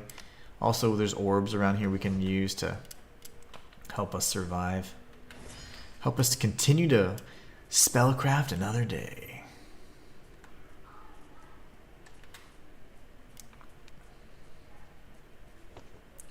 So this here kind of leads us to another pathway. You could then go down, and then you're back with the frogs again. But you're like, what's this for? It's kind of just to show you that there's another bridge. And then that right there is the Grey Lag Tunnel, which is kind of like the drainage systems or the drainage ducts that'll lead you to that second entrance I told you about earlier. So hopefully that kind of pieces things together for you. There's no actual loot on this particular bridge, but it is important to show you that there's opportunities to continue exploring, and it doesn't just end there. Alright, so now we need to go to this pathway, which is the barricaded pathway. That's how you can kind of tell it apart. We have more bird enemies, so remember, you're going to get shot here. Whoa! Our geomancies are going to be the key. The archers all pretty much die with a single hit. The melee enemies die with 2 hits. Especially if you've been kind of leveling along with me. Very nice. Keep an eye and ear out for the metal orb. There's going to be 2 of them on the highest level. We'll be facing off with them in due time. We can come up here. I've noticed I've been saying that a lot, but it's fine. I say what I want. Grab this book fragment. These enemies are incredibly annoying. They're not that hard, but if you let them hit you, they will actually cast a spell that afflicts everything on you at once. It's rainbow powder is what they shoot out. And the rainbow powder is an absolute mess. It can pretty much give you all the afflictions possible all at once. So we're going to take out these jar enemies. I'm going to use a bookcase fragment here. Got to start kind of re-upping. Very good. Again, dealing all kinds of damage. Oh no! Okay, good. I was gonna say, it usually has a pretty good verticality. You can interact with items even from if they're above you. Oh my gosh, okay. If you get afflicted by one, you definitely want to at least have holy water, because that will allow you to heal. But you usually get cursed, shocked, and frozen, so and poisoned. So you're in trouble if they hit you. Alright. And then this melee enemy over here. We're gonna clear the kind of the outskirts first, like the outer perimeter. It's a little easier to do it that way. Oh my.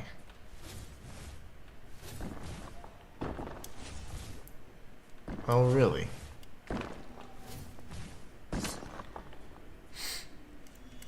We don't have much life left. We're in a bit of a pickle, as they say.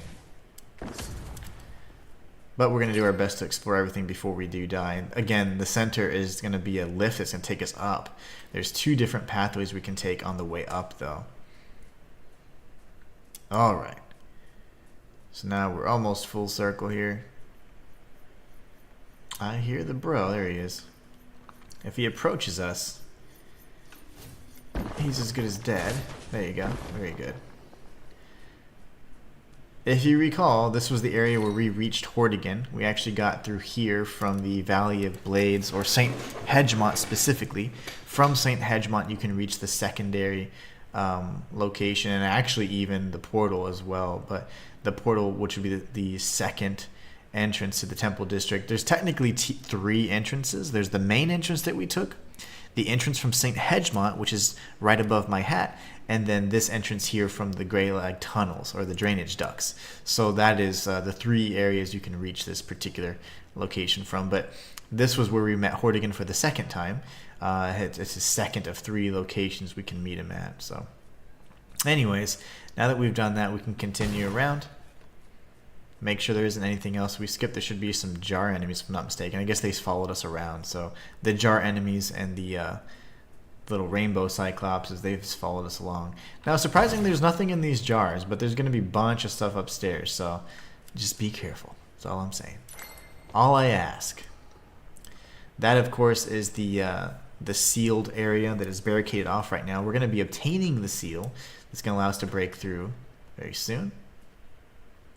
This is the area, the same floor as those bombs were. Now, if we go up, you want to very, very carefully take a look in here and don't overcommit, because there's going to be a bunch of different bombs and landmines everywhere. So look around for the second orb guy. He's right over there. That's fine. Okay, right there. Now, we're going to go up. And we need to find the pathway that's not blocked off. So right here would be fine. Okay. Now, do not move move with care. Because if you don't, you will die. So what we want to do is make sure that the mechanical orb's not chasing us, and then there's landmines hanging from the ceiling, and of course here as well. So just be very careful. Alright, so first things first. Hug this little corner, and there's going to be one here. Oh my gosh.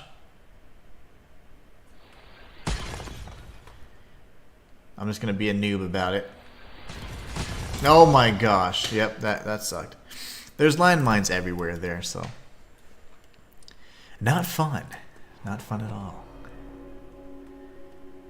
Okay, so we can do the same thing. We can go to our memory font, and then we're kind of just going to run back around to the path.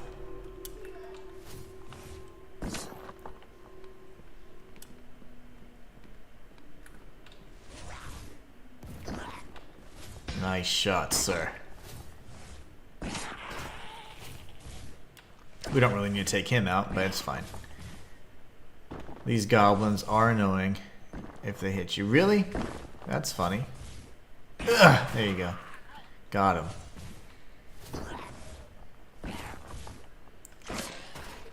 Now we're safe from this side. Now we can go here this go around, because we're not needing to get any loot. Really? And then we've got about 3 goblins we're going to be facing off with, so wait for them to come by. Now they're dead. And then we've got the ambush over here.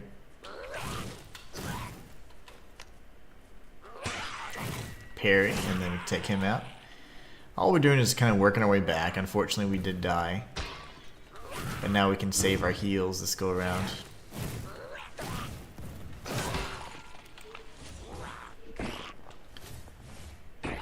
And one more for the road. Very nice. Got the parry. And we can finish him off with some fire spells. Pick up these guys' drops. And then we'll watch for the ambush to the right over here.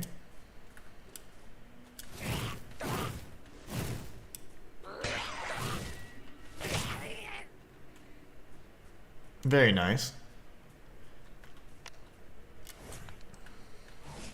Orbs. Because why not? And let's get some free mana replenishment over here. We've got the frog enemies. See, typically one will press you way early. Okay, it's this one. It's him today. Very nice. I don't think he's going to bother us, so we're going to be circling back around. We've missed this Halcyon too. Don't forget to grab that.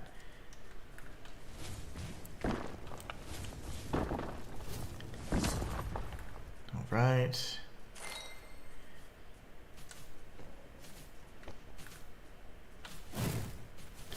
Remember, right around the corner is a bomb enemy, and then we have the bugs, so all of which can knock you right off the ledge, so just be careful.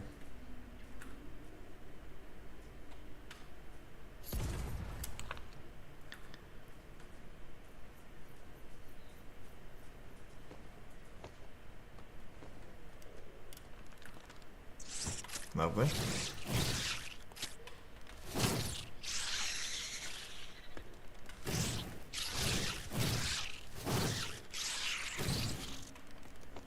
Very good. Good stuff. Okay, so now we're good. The cube enemy is going to be the next big threat. We'll just take him out. Going to pop a bookcase fragment along the way, and we still have our 5 vitality crystals. We'll probably be using one after this little bout.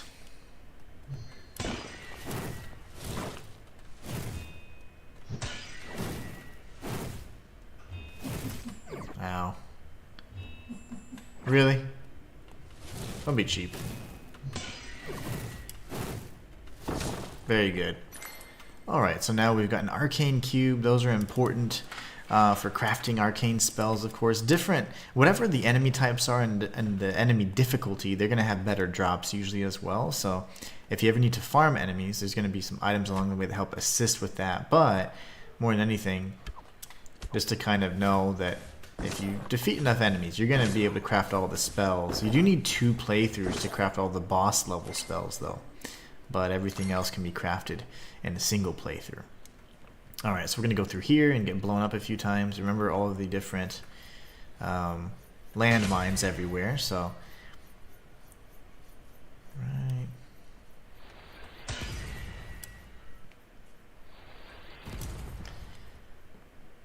Now I usually wait for some of these guys to blow up because I just need to get to that side over there with the barricade, but when you're surrounded by landmines and these explosive enemies, you can just take a ton of unnecessary damage if you just rush through. Also, I'm greedy, so need all these cores. This enemy over here, don't forget about him, he's kind of sneaky. Alright. Now we're going to go through here and use our boulders to take out the birds. The birds of a feather. 2 boulder casts for this guy. Very nice. Took them out pretty easily. Love to see it. And just remember to keep an eye out for the mechanical orb.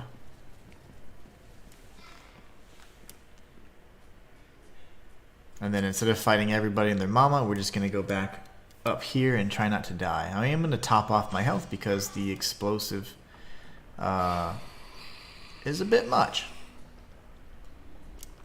Alright.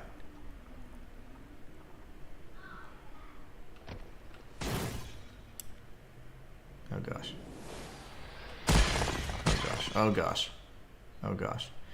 Alright, so just be careful here. Oh gosh. Okay. Easy does it. If you parry them all, it makes you way cooler. Just so you know. Oh my gosh. Okay, never mind. And this one. And this one. Alright. Whoo! So we get the Sky King's Laurel up here. The Sky King's Laurel is an interesting charm. Very interesting because it synergizes with, in my opinion, best with aeromancies. Aeromancies are the lightning spells. So if you go here and you look at the charm itself, it gives you a little bit of lore on it. Let me see. The charm is right here. It's actually a talisman. And Sky King's Laurel right here. It says the psychotech. Oh my gosh, what did I do? I just forgot everything. Okay. The psychotechnologists of the floating conclaves, now long gone, were scientists of the Sky King. It was they who theorized that arcana is merely the glue which holds together the three fundamental energies. Of these three, the Sky King is most commonly associated with the energy that governs persistence, I'm assuming, tenacity, and strength of will. This hair adornment was a symbol of his ability to control and connect to this energy, and to bequeath and relinquish it as he saw fit. So this reduces your weight to 0. The lighter you are, some of the aeromancy spells actually synergize with your weight. So the lighter that you are, the more damage you do. Whereas in geomancies, the heavier you are, the more damage you do. Matthias is fighting everybody and their mom. Yeah, I definitely don't want to do that, you know? I'm just not that kind of guy. I'm a nice guy. Alright, so pretty much, to my knowledge anyways, that's everything that's in this particular area. I have, at this point, 100% everything. I obtained all items, all staves, all charms, all talismans, all spells, at least the recipes and all that, so, and maxed out the staff. So I have everything that I know of. There isn't anything else in here, but we do need to take this pathway up. Carefully retrace our steps. Don't get rainbow powdered to death either. And then now we need to keep our eye out for the orb. So the orb enemies need to be taken out first. Do not approach that beacon. Oh my gosh. Okay, never mind. Scared me. Come here, beautiful. Oh yeah, there's landmines. Forgot about that. Oh gosh, there's another one. I actually need to scratch my nose. Dead. We make quick work of them. Those enemies can be quite difficult to deal with if you don't know how. So we're going to be using our Fisher spell as well on this guy. So now we can approach the beacon. Normally you're like, oh, beacon. And then it just, that happens. So that. Now we have a crazy beacon golem guy. Oh my gosh. We keep interrupting his attack, which is great. That's why I love these geomancies. Even though he's not particularly weak to them, he will get stunned, and then we can spam our spells. Oh, you can parry him too, but he's a little tough to parry timing-wise. Thank you, sir. And he can deal just about any kind of magic. I don't even know what his true weakness is, if I'm being honest. And when he explodes, he can also apply poison and everything else that you just don't want. All these negative effects. So those guys are really trolly. So now we have the Sky King seal. As I mentioned earlier, the seals are what... Oh, whoa, buddy, whoa. The seals are what we're blocking off these different areas. And what we can do here now is actually come across, not get blown up, and enter these areas that were sealed off previously. So down below are actually several more of those enemies with the whirring blades or whatever. And we can actually go down and try and take some of them out. But if you notice, the seal has changed color. It's no longer yellow. It's now white, which indicates that we've kind of cleared it out, so to speak. So we took out one of the enemies before we even dropped down, which is great. There's 2 more, but you gotta take them out quickly because they can surround you. So take them out before doing any kind of looting, and use the pillars to your advantage. And now that those threats have been dealt with, you can kind of scour the area from like corner to corner. So if you kind of lose your point of reference, use this little bridge here, and this bridge is going to lead you back but outside. So this is a bottle of clouds we can grab, and I'll show you guys what those things do again. Each of these are consumable type items that you can use at any time. We're going to have another area a little bit later that you can actually drop down into. So here on this other side, this is an area you drop down, and we don't have the traversability to get back up. But it's not a bad thing to actually go in there just yet. I'll show you why. Alright, so now we've essentially done everything that we can here. We've looted everything. There's not tons of loot. It's more about the passageways that it opens up for you. So we're going to go up this bridge, and I'm going to show you guys kind of where it leads. Grab this item really quickly. And if you were to drop down, you'd be behind the mage right next to the trap where the golem ambushes us there. Not the golem, sorry, where the goblin ambushes us there. This is the blood mushrooms right next to the cannon goblin, and then right in front of us would have been where the titan battle took place. So now that we're here, we're going to be heading back over to this side. And these are not items, they're just cubes. So like if you drop down in the center, you're not going to miss anything. Okay, so now that you're here, you can move forward. And now this is going to be a little tough because these enemies... Oh, actually I don't have it equipped, but I do have the ability to damage these enemies. We're in the wasteland, and although this is a kind of a later game area, certainly mid-level in terms of difficulty and dungeon level and all that stuff. Let me see if I can hit you, meteor head. There you go. We got the Drithen ×7. You can tell by the rewards you get as well. Like, I might be in an area that's a little beyond me. Probably right. We're just going to spam spells even if they're a little weak. Again, the geomancies are pretty solid. They do have resistance to them, but they're cheap, so you can spam them and it's still relatively effective. But the whole point here is to just make it to this, the next translocation, so we have a fixed wasteland warp point. So we're going to make our way through here. That's really the biggest threat, to be honest. There are some of those other enemies we can find along the way, but I'll show you. So here we have another one of those worm enemies and some loot. So I'll show you that real quick. Very good. We got some spice crackers, and those are going to be good in the event that you are frozen.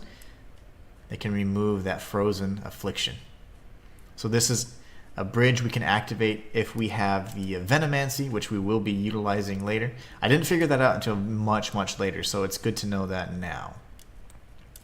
That is not knowledge that I had acquired myself. This is the abandoned guild lodge. And this is just another one of the worm bros. Oh man, I'm gonna have to, aren't I?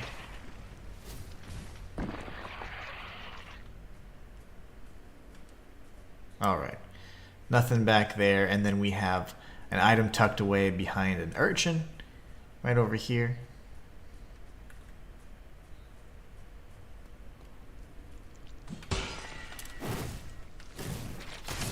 Very nice. And this is just the same way behind, where we would have come up behind the where the worm is. I'm sorry, behind the guild lodge on the other side of where the worm is. We've got some owl mail, very nice. And now all we need to do is pop in here. We can grab the loot that's inside, which is a wave stabilizer and a recipe for stone skin. It's a good geomancy. And now we can return to the library, and we've activated the Wasteland Lodge translocation point.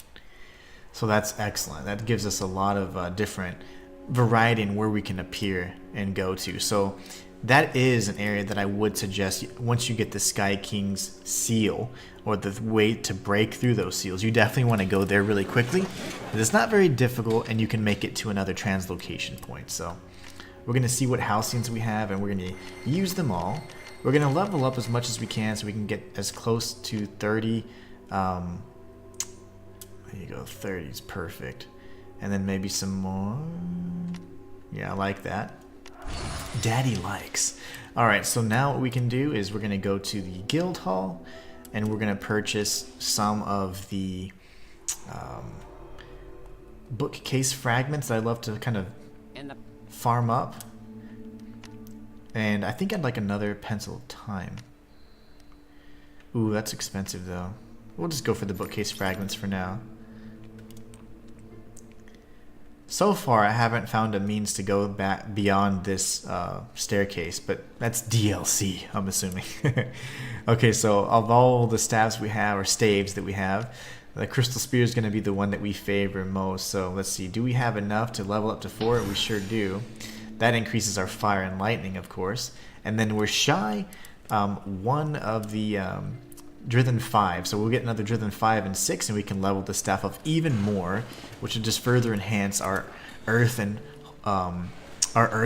fire and lightning damage, which is what we've been using primarily. So really good stuff, dealing some good damage, of course. All right, and I'm liking the fashion soul, so we're gonna keep that for now. What we're gonna do next is we're gonna go through this area here, and we're gonna drop down to the other side of the Temple District, and that'll clear up the Temple District area. It'll be complete, and then we'll just move on. Trying to think what to do next after the Temple District. Oh, we could go to the Castle Environs next, which is a really fun area. Oh my gosh. I was looking down, and yeah, rats. Oh, he does. Why does he do that? Why? Why would you do that, Mr. Rat? Okay. This is the first Midnight Brazier that I pointed out to you guys. Oh my gosh. We're actually going to be exploring a few things in this area. So let's clear out these tunnels, of these drainage ducts, and then we're going to be heading towards the second entrance to the Temple District that I've been talking about at length. His crossbow is awesome. It's like an Avalon on steroids. But that is another one of the Midnight Braziers that we'll be lighting on the episode where I light all 10 at once. We just need to collect the 10 oils first, so we'll be doing that in due time. So what we're going to do is we're going to actually have to come up and down this multiple times. So let's grab this first, which is the Malicious Crook. The Malicious Crook is a staff that focuses primarily on poison and dark and fire. So it says, only shadows and blood know why anyone would devise such a horrid thing. No honorable folk would use this staff. Unfortunately, it does have kind of like negative modifiers for lightning and of course that's what in earth, and that's what we use right now. We're using lots of earth and geomancy, so not ideal for us to change to, but we can drop down here now. There's going to be a few rats and of course some of those hand enemies. And then we got to be careful because we're going to get poisoned a little bit here, so.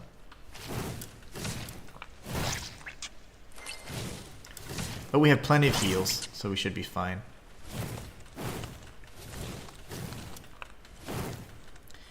We've got all the heals in the world.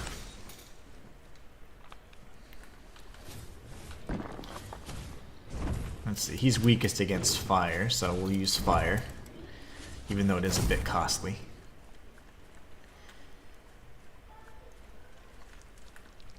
Hello, friends. What are you guys doing? Just hanging out back here? That's cool. Alright. There's gonna be a big ass rat over here. Big ugly one, and then we got another big ugly one over here.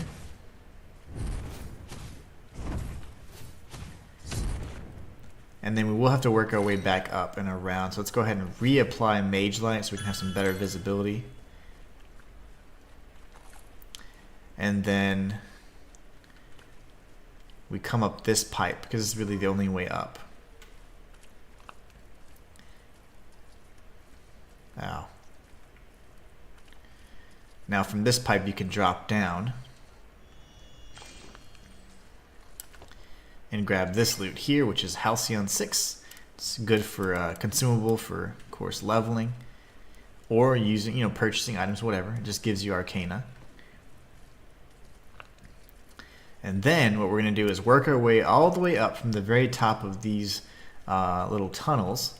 This isn't really like the Grey Lag tunnels. This is actually like the drainage ducts. There is an area called the Grey Lag tunnels, and it's a dungeon. It's a very fun and important dungeon that leads to very important areas a little bit later on that we'll be finding. Let's see, can I just kill all these guys? No, I can't. Okay. Let's do this then. Lovely. I do believe this is where we need... Oh, gosh. This right here should lead us to Grey Lag tunnels. And let me just confirm, should certainly be the case. We're going to work our way backwards through the drainage ducts, though. So this should be Grey Lag tunnels. And then we're going to... Yep, perfect. That's a dungeon, grade 3, that will be taken on pretty soon, actually. I'm going to reapply Mage Light. And we're going to try and use Ignite to kill most of these enemies. Our primary spell. So we can build up some more mana. Hello, friend. Okay, he didn't quite make the jump. That's okay, I get stuck in there too sometimes. This is where we obtained one of the dyes to change the color of our mantle. And we come back over this way. And we're going to have to work our way backwards, so it's a little disorienting for me because I'm normally going from the other side, so we'd be facing this rat, for example. But the rats in this game, like I said, they're not as grotesque as other rats I've seen, and I'm okay with that. That's fine. Oh my gosh, but I'm not okay with that. Normally, this dude's a mile away, so you're not really having to worry about him, but we like that he's down there because we know kind of where we need to go next. This again is just the area that leads us to the Midnight Brazier.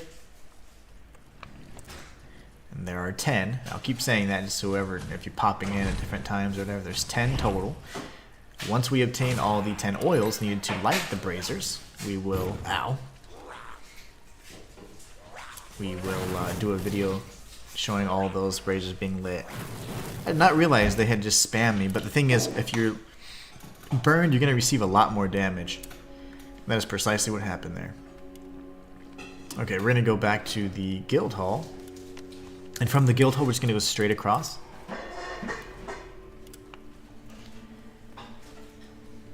And this is going to take us right back to the drainage ducts. So we're there in seconds. Okay. Lovely. Let's try that again, shall we? But this time on a somewhat different footing. Alright, so we're going to kill this guy again. This rat I'm expecting now. Wasn't expecting him last time. It's kind of gross. That would lead us to the actual drainage ducts kind of opening where the brazier's at. We're going to go down this way, and then we got a lot more baddies. And not the good kind of baddies. We got the bad baddies. Take out these little rats, or I say little rats, these giant ass rats. Let's see here. There it is, that's where I died. Don't you do it. Don't you do it, sir. Keep rolling all you want, Mr. Spam Rolly. You're not gonna get out of here. Oh my gosh, he's good. I didn't mean to heal there, but that's fine. That's fine. And we got another rat.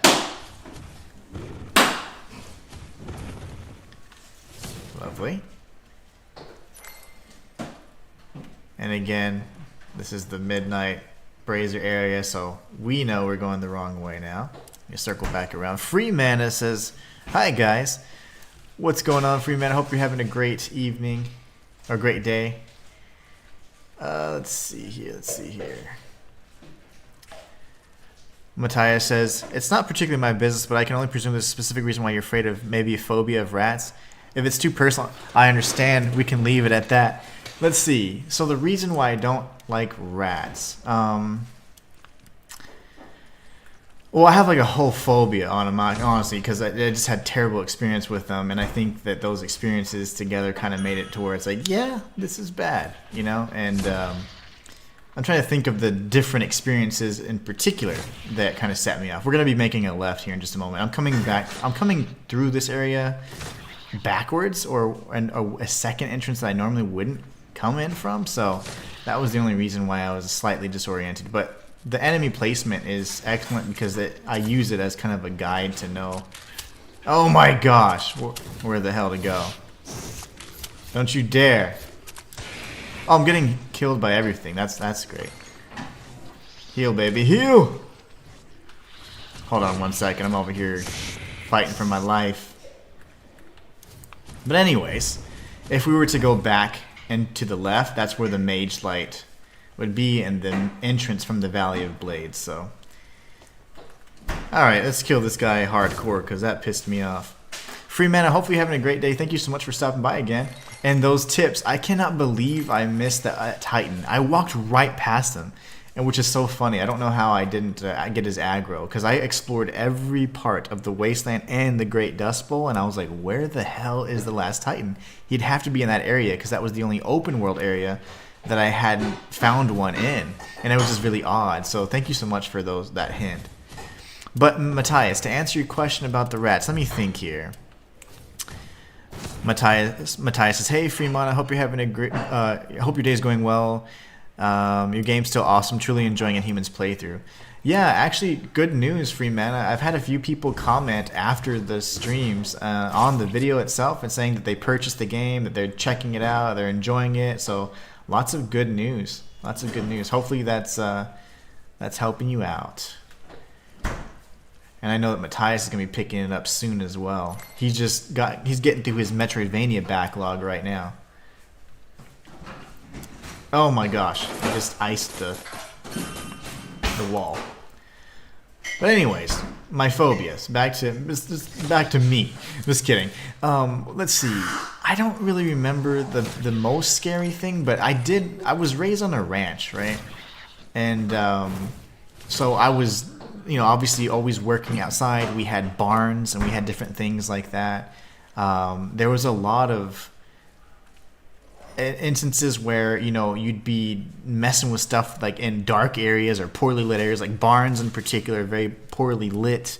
Even if you have good lighting, like there's always nooks and crannies that just aren't lit. so yeah, things like that, Freeman says he's hidden in plain sight. Clearly, when I went to find him, I was like, I cannot believe I missed that. It was so funny, that Titan. Freeman says, I'm enjoying Inhuman's playthrough very much. He has a very expository and positive approach, which I really like. Expository. I like your vocabulary. The writing in this game is fantastic. Like it's just fitting of the age and the setting, and I really enjoy that. It makes the immersion just that much better, in my opinion. And immersion for me in a game is super important because in a horror game, you can ask Matthias, I couldn't even get through Dead Space because I was screaming. Like, I was literally on the Ishimura trying to fend for my life. Like, that is how involved I get in these games. But anyways, let's pause for a moment to look at this staff that we just obtained. This is, again, from the second of three entrances you can access this area that I showed earlier. But this is the Stonewing Regalia, so if you're focusing primarily on geomancies, this is a great staff to use. But right now we have a little bit of a varied approach. So we are using the Crystal Spear, which in my opinion has more favorable modifiers for fire and lightning, which we use, but Earth in particular is already maxed out. It comes maxed out with at a grade 2, so it's fantastic. But the Stonewing Regalia is also a nice staff as well. But we'll go through here so I can show you, and then I'm going to continue my story about how terrible my rat history was. But anyways, then from this side, think there's just one minor item we can grab, but this is the side where we entered the temple district itself, and this is why you can't reach it, because there's that little pitfall there. And then it's kind of trolly because you have all these landmines, and remember, you can parry them like a boss, or you can hold the trigger if you want to, but it didn't look as cool. But anyway, so yeah, that's it. We've already explored everything there, so we're going to use the page of the Lost Home and return. Let's see what else you guys said real quick. So thank you so much, Freeman. I appreciate it. I'm really glad you're enjoying my approach and my playstyle. I am enjoying your game, so I do my best to always showcase and all the features and everything I know about the game. And that way it enhances the knowledge of the viewer base and also just the appreciation of the art that the interactive art you've made for us. Matthias says, see, sometimes I have an overactive imagination, so when you say I have a phobia, my mind takes me to horrible scenarios of what could have happened. Oh, okay. Including, but not limited to, being buried alive, like Ryan Reynolds in that one movie. That did not quite happen, but it's just as bad in my opinion. I remember that very brief playthrough. Poor Inhuman's heart, I felt so bad. I am going to finish it, though. We're going to do a video at the end of the year where I go and I document everything on stream for you guys or whatever in a video saying these are the series I have not completed, these are the games that we're going to play, these are the ones I just refuse to play, and Notria, and that's it. So yeah, it's going to be great. Yeah, I want to hear more about rats. Okay, so I was raised on a ranch, and on a ranch you have barns and you have things of that nature. Temple District is clear. Let's go to Bleakwater Depths next. So we're going to do that, and we'll take out a really, really fun boss. One of the best bosses in the game. So first, we're going to expend the rest of our Arcana. And then we'll go back to the very first dungeon, and there's a lower part to it that's actually kind of difficult to find, and it's easy to miss, I'd say. And once you get to it, you're golden, though. You're just golden, I say. Let's rack up on our bookcase fragments, and then we'll be heading that way. So we're going to go to the church Undercroft. But as I've said at this point 3 times now, ranch, dark, poorly lit areas, barns, whatever, right? So there was mice, right? And there were actually rats as well. So there's a difference. Mice are a lot smaller, they're creepy, they got big-ass eyes. It's disgusting. Now, rats are freaking massive, and they have like tails as long as your arm. They're huge, and they're not very scary, and they lumber around when they move. It's creepy. It's just so creepy to me. But nonetheless, there was an instance where we were moving hay around, so there was lots of hay. You typically deal with bales of hay, and we had horses and stuff, so you have round bales or you have like the square bales. They're actually like rectangular, but you know, whatever, cowboys. And so these rectangular bales of hay can weigh up to 100 pounds, or you know, usually either 40 pounds or 100 pounds. We used to get the 100-pound ones, and that's why I'm so swole. And we'd be flinging those around, and you have to stack them in the barn to prevent them from getting wet, so that the horses can have, you know, ample food and whatever else for later. And it lasts longer because it's expensive. Believe it or not, feed and hay are quite expensive. So having a horse and purchasing a horse in and of itself is quite a bit of money. But then maintaining it, keeping that thing alive and feeding it is a lot. It's quite expensive. So anyways, you got to take care of the hay, and barns are where you put your hay. Long story short, you know, there was an instance where my dad, as I got older, my dad would kind of just make me do it on my own. And I was never really like comfortable in the barn, because it was like right against this part of the forest, which it's 100 acres, and it's completely dark, and aside from a little barbed wire fence, there's no lighting out there, and the barn has like 2 or 3 lights in it, so it was really, really hard to see anything. And looking at the fluorescent light often can make it harder for you. It blinds you, right? So you can't really see anything out, and the dark is that much darker. So anyways, at this point, there's not really good lighting in the part where the hay is, and I'm having to get the hay and actually feed the horses. And as I was grabbing I put my hands in the hay, and there's flakes. So the flakes, the bale of hay is rectangular, and it just consists of a bunch of different flakes. So imagine if you cut a piece of butter, like you're slicing butter, that little square, that's what a flake would look like for hay. Well, I reached my hands down inside, and it was cold. It was a very cold winter. And when I reached my hands into the flake, I felt a warmth that was just a sickening warmth, and it was not a wet, oozy warmth. It was a furry warmth, and I realized I had touched something. When I looked down, I realized I had touched two rats that were just bundled up together, just trying to stay warm. And I freaked out so bad. Like, I literally was like, oh my gosh. That did not end there, though. Because then I'm like, oh, I'm here flailing around trying to kill the things. I don't know how or why. I grab a shovel and I'm just panicking. And lo and behold, there was a mouse on the top of the a beam, I would say. And the light had been flinging around, the soul light in there.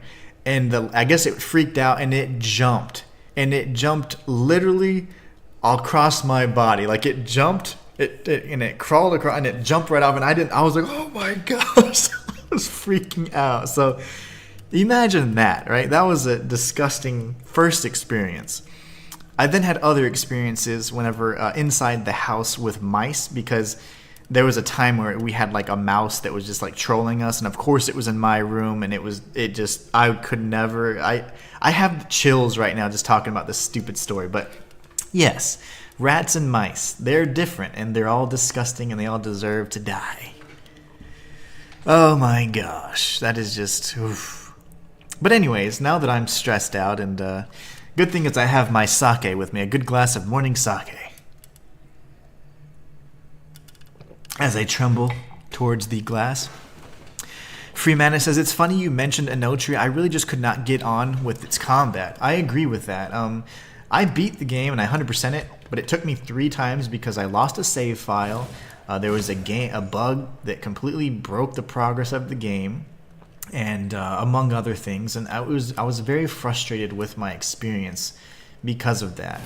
And after I saw that the roadmap was including things like bugs, fixes, and patches, I was like, the roadmap should show things like additional content coming down, not the fact that, hey, we know our game's broken, but by January of 2025, we're going to fix some of the things that are pissing you off.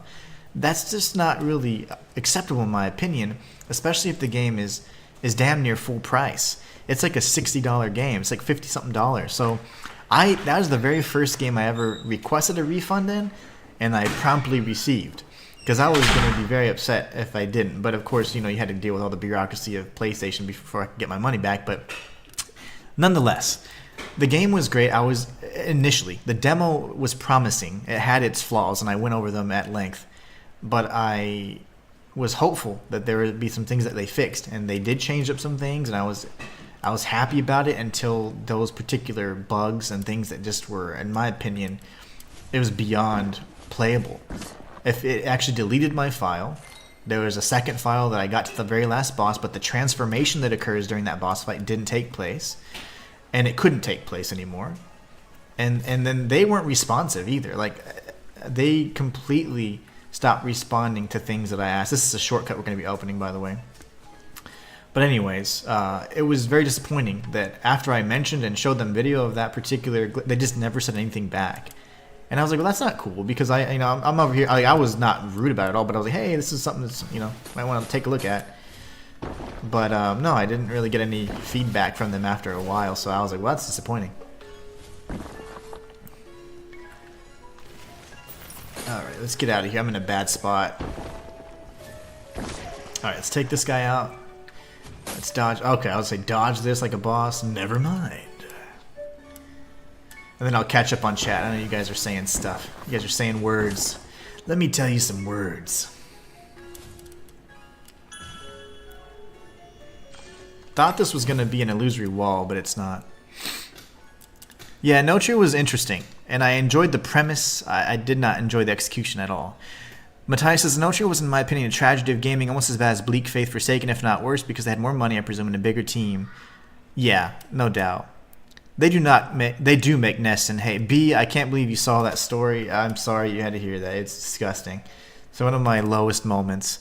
Myth says, just how bad was Enotria? I certainly like the visuals and concept behind it. I haven't tried it myself. The game itself wasn't that bad. I agree with B. It's the bugs, and then the manner in which they're fixing the bugs that is unacceptable. But the game itself, no, it's not a bad game. I beat it and I 100% it, and it was I suffered through it 3 times. Suffered through those annoyances. So it was good enough to do that, but it was just very disappointing that there were so many bugs and so little urgency to fix them. And I felt that that was a huge thing because I really was on a mission to do something and accomplish something, but not really able to do so. It had issues for sure. Matthias says, oh my goodness, well, it all makes sense now. It's horrible and Inhuman. I'm sorry you had to experience that. That was disgusting, dude. Myth says, a man of culture. Haven't had sake in ages. Oh gosh. Yeah, you're missing out, my friend. Sake is delicious. Free Mana says, are you actually drinking sake? I was drinking sake last night. Great minds think alike, my friend. Great minds indeed. Yeah, I am drinking sake. I don't lie about my drinks. I am a very honest person. Almost to a fault. And yes, it's only 1 o'clock here. And yes, I poured that at 10:30. Because I do what I want. When you're self-employed like myself, a little drink here and there doesn't hurt anybody. And honestly, the reason why I wanted to drink it is because I'm like, today we're going to be just eating and having a lot of good food, and my wife's been cooking and making different things for just my family's making different pies and stuff like that. So I'm like, shoot, I want to have a good time. It's going to be a great stream. I'm contemplating whether or not I'm going to take tomorrow off, not because I celebrate or I'm very festive, but just because we're probably going to be delivering pies and all this, there's different things to try and be nice to my family. Try and be like normal, normal things. Okay, so let's continue exploring this area. But yeah, sake is delicious. It's probably my favorite. I don't really drink very often, but if I do, I drink sake, and I'll have a beer occasionally. I just don't like the way beer just really makes me feel like, not like in a inebriated kind of way, but I don't like the way it makes it fills you up, in a way that it's very uncomfortable. And it doesn't do anything. So it's like you're drinking the beers, it's like, okay, I'm not having the same effect as if I have just a few glasses of sake. And I'll drink it warm or cold just depending on kind of the mood I'm in. But right now I'm just having it room temperature. Room temp. But yeah, sake is delicious. Freeman says, that's a great shame. See, I know my game is buggy and far from perfect, but I always try to respond quickly and working on patches. Yeah, you're definitely very responsive. And the fact that you're having to then fix the game and then, hold on one second. Fix the game, you're engaging, you're trying to market it, you're reaching out, you're supporting streamers. Like, you got a lot on your plate and you're just one person. So it was disappointing that a team stopped responding after I was giving visual evidence of things that I was like, hey, this is something that I noticed as a game-breaking glitch. You can't progress any further. And it was just, crickets. And that really disappointed me. Alright, there's a dude behind me, that's right. I was very disappointed by that. And so in your roadmap should include content, not bug fixes. It shouldn't be like, we're going to fix this bug in January. It's like, don't be proud of fixing a bug 6 months after the damn game came out. Like, you should be saying, and here's a DLC or something, or whatever. Or the pre-order items that you paid for are now accessible. Like, not even that. Okay, so here there's going to be a mage we can take out. Let's go ahead and block these. Oh, okay. And we'll spam our Fisher right here to take him out. Block, because even after they die, if they've pre-casted, you're going to get hit. So we got our Dark Crystal. Oh, man. Yep, there was also that chest that held an upgrade you couldn't even obtain. So the trophies are not even obtainable. You can't even obtain all the trophies because there's literally an item that they will not fix to have populate to just come back and you can get all the heals and complete that trophy. Can't even do that. I don't hunt trophies though. I'm not a trophy hunter by any means. When I want to 100% a game, if it is somehow in alignment with the trophy system, that's fine. But when I 100% a game, I'm talking about seeing all the endings, obtaining all of the end-game loot, obtaining all the items, defeating all the bosses, finding all the secrets in-game. I don't really care much for trophies. And you guys have heard my opinion on that multiple times. You guys know why, but I don't care about trophies. Oh my gosh. Can you get off me, sir? Okay. We're gonna even die here, I think. Can't see. Ugh, I can't see anything. I can't see. I'm dead. Matthias says, I absolutely can't stand beer. Matthias says, Freeman, I have yet to see and observe any glitches or anything wrong with your game so far. Everything seems pretty well done. Exactly. It is very impressive. It's only done by one person. But yeah, I haven't quite seen any bug either. That's my thing. Like, I've seen like a few things where I'm like, okay, that was weird, or I shouldn't have fallen through there, whatever. Like, but minor collision stuff, but it's not even consistent in terms of like as being a problem. So I don't know. I haven't seen a lot that I'm like, oh my gosh, this is concerning. And there's absolutely nothing game breaking that I've experienced personally on the PlayStation 5. So really happy with the quality. For sure. It's just impressive. I just can't believe someone could do this in such a short period of time. 3 years is a lot of work, but it's a very short time in terms of game development, especially for a game this size.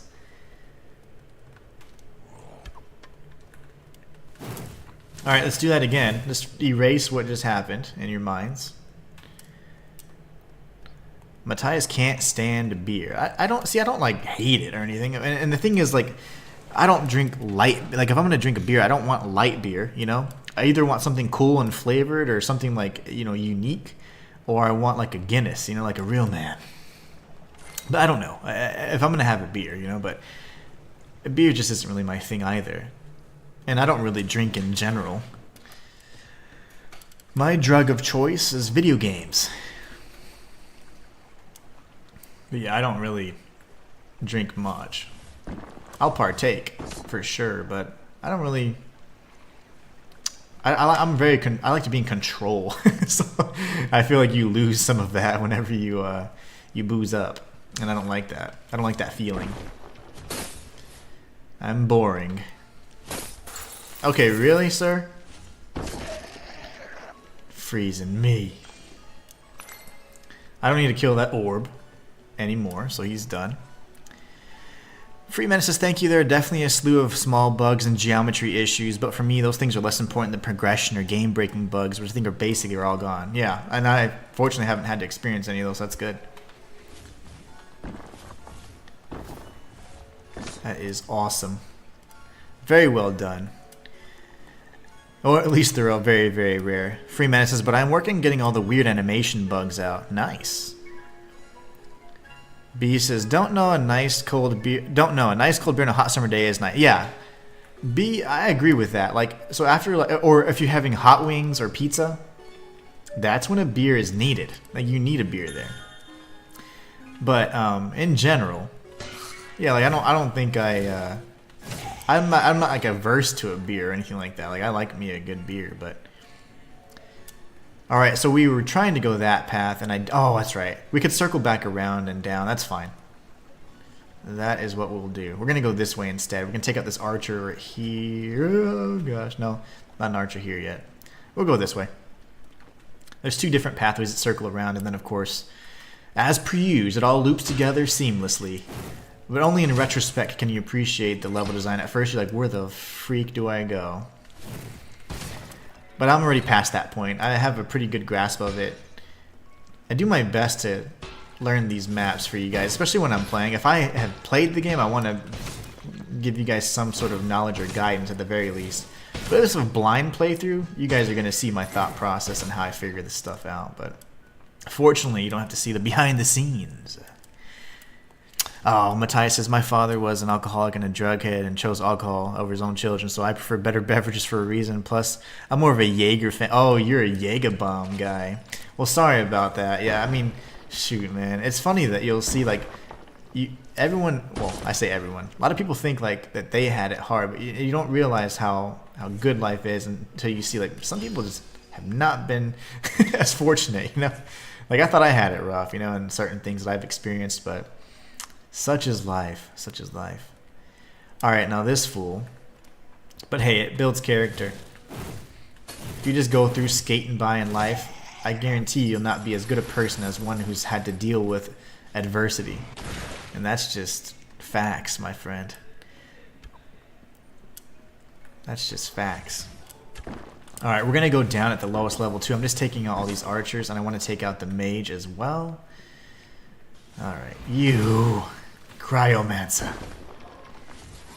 Don't, and then I'm trying to get the parry. There you go. I was gonna say, can I get a nice parry, please? Of course, the parries are up to me. Alright, you. These are different variants of the urchins. So these are weak to geomancies. The others, or the standard variants, are weak to pyromancies. Hold on. Oh, it's you. Thing moves way too quick. Okay, I'll deal with him later. Whoa, my gosh. I just accidentally healed. That's so bad. See? Phobia. My phobia kicked in. Just kidding. The rats here aren't that bad. There are some ugly-ass rats in Souls games, and in particular Bloodborne, which is my favorite FromSoft Souls-like. That took me a little bit to get used to. I was quite traumatized, actually. We'll go grab our Arcana. And then we'll explore this lower level. Let's just use our primary spell for now to save our mana. We'll be circling around and clearing out this area before long. Whoa! I opened up the chest. We get the Apogean Amulet. Let me take out these guys first. They're gonna come. They're already aggroed, so although they move slowly, they are persistent. Ah, there you go. Alright, Apogean Amulet, here we go.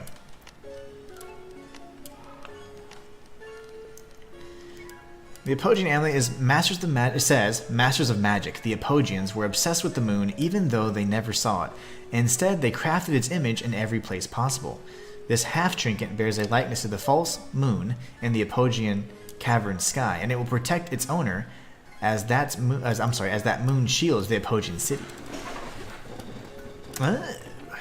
10% magical damage reduction. You know me, I don't mind much. I don't care much for defense. I only care about the deeps, the DPS, baby. So normally I'm not gonna invest in or slot anything like that in if I can avoid it. So I kind of went a way I didn't want to go. That's fine though. I went a different path than intended. Yep, that's good. I'm glad I died. So we're gonna kind of go back around that route, and then we'll be dropping down instead. So fun. So this is a grade 3, so the grade 3s are going to be a little more difficult. But I do want to clear out this particular area because there's a very important item that you get. It's a key item. It's 1/2 of a whole though, so you do need a second key item in order to continue your journey. And this is one of the ways to get to the last, well, one of the last bosses. I think it's best that she's saved for last because of her lore implications. Alright, there you go.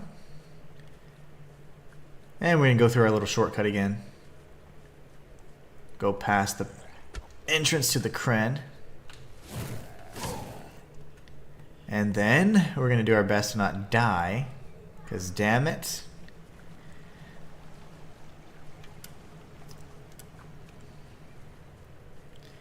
Again, all of the areas kind of loop together. So we're going to go down to that bottom floor anyways. Let's take out the frog because he will chase us if he sees us. Lovely. We're going to pass the orb and then we're going to kill the cryomancer. I'll go for the blocks. Sloppy, but it'll do. There you go. And then we'll go for the parry. Oh my gosh, we just dodged it. That works too.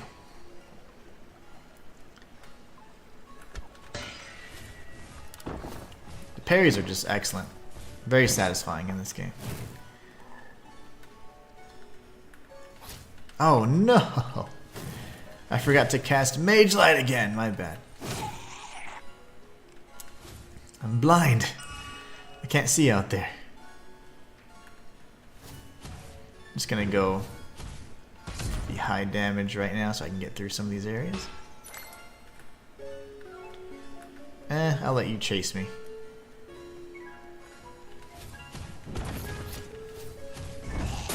Oh my gosh, I'm dead again.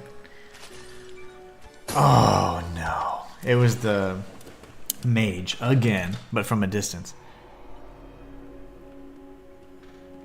That's deserving of some sake. Because that's wearing on my nerves. Here we go. We gotta take it slow. That's fine. This is a grade 3, so they get up to grade 5 that I've seen. So free mana, I have obtained all the charms, the staff upgrades, the staves, the talismans, and all that good stuff. So super excited. After this stream, I'm gonna go ahead and go to the, attempt the ending, or attempt the true ending, which I'm super excited about. It looks like I've obtained just about everything. I like it. Couldn't have done it without your help. We'll grab this item over here. We're going to be opening up that shortcut. Matter of fact, that would be something that would be important to do because there's a translocation spot you can activate. And it would save us some of this heartache here. Not that this walk of shame is very difficult. Oh, I guess it hit the wall. Okay, good.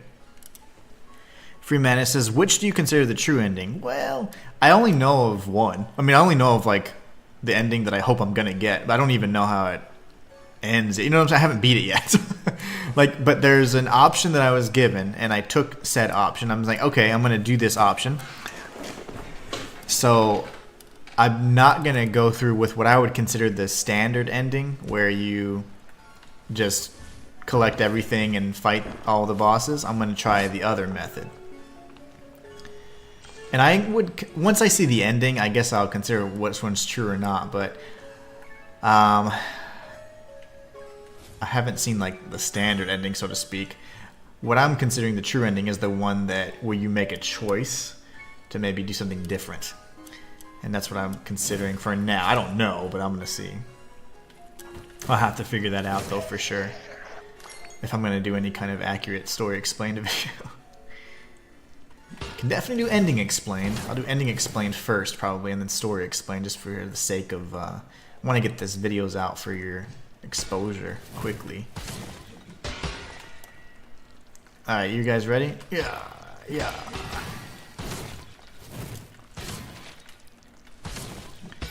Oh, my face. Yeah, cool. So are you going to the other ending from that in New Game Plus? I am. But I'm going to hold off on that because, part of me was thinking, do I do standard ending on this playthrough and true ending on the off-stream playthrough? And I'm not sure because I don't know, like, New Game Plus is going to be hard as hell with considering the damage changes. And I'm like, so I need to figure that out. Logistics, Gotta figure out what I'm gonna do. Okay, sir. These urchins are so tanky. Those ones, anyways. Okay, everybody good now? Good gosh. Everybody dead?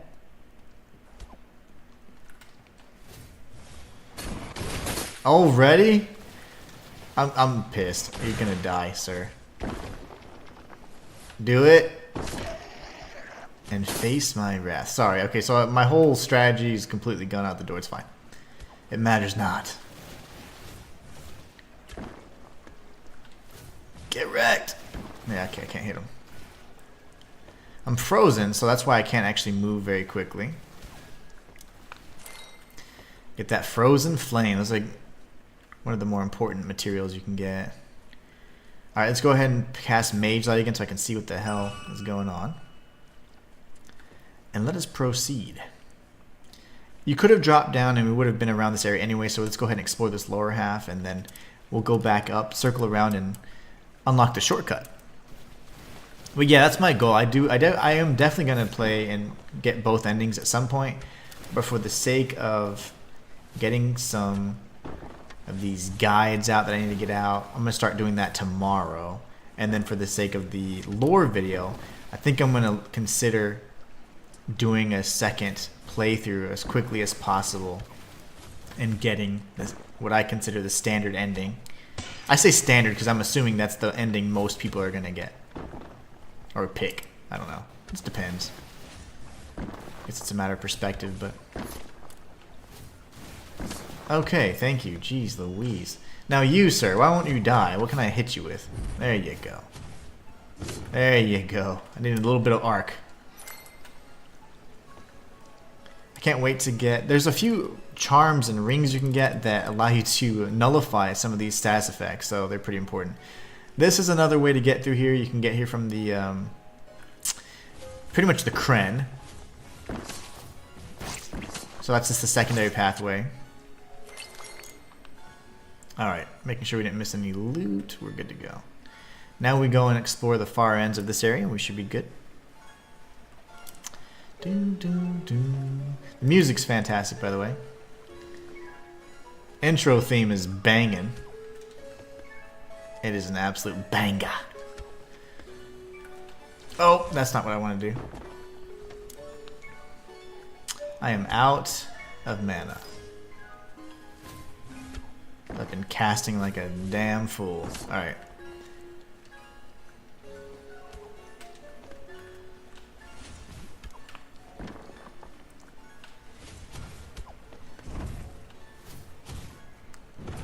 Ooh, these fire spells are costly.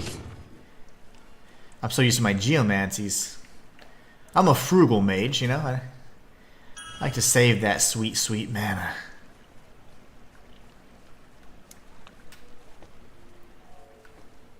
Alright, don't forget to grab this loot. There's going to be some little frog dudes. Usually they're not alone. So if you see one frog, look around. There might be another. There might be another nearby.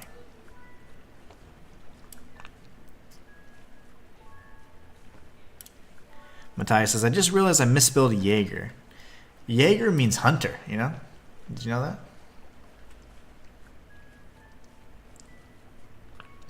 Jaeger means hunter.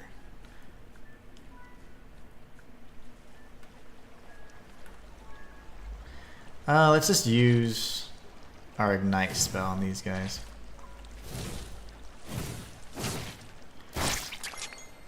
We'll grab the rest of these items along the way.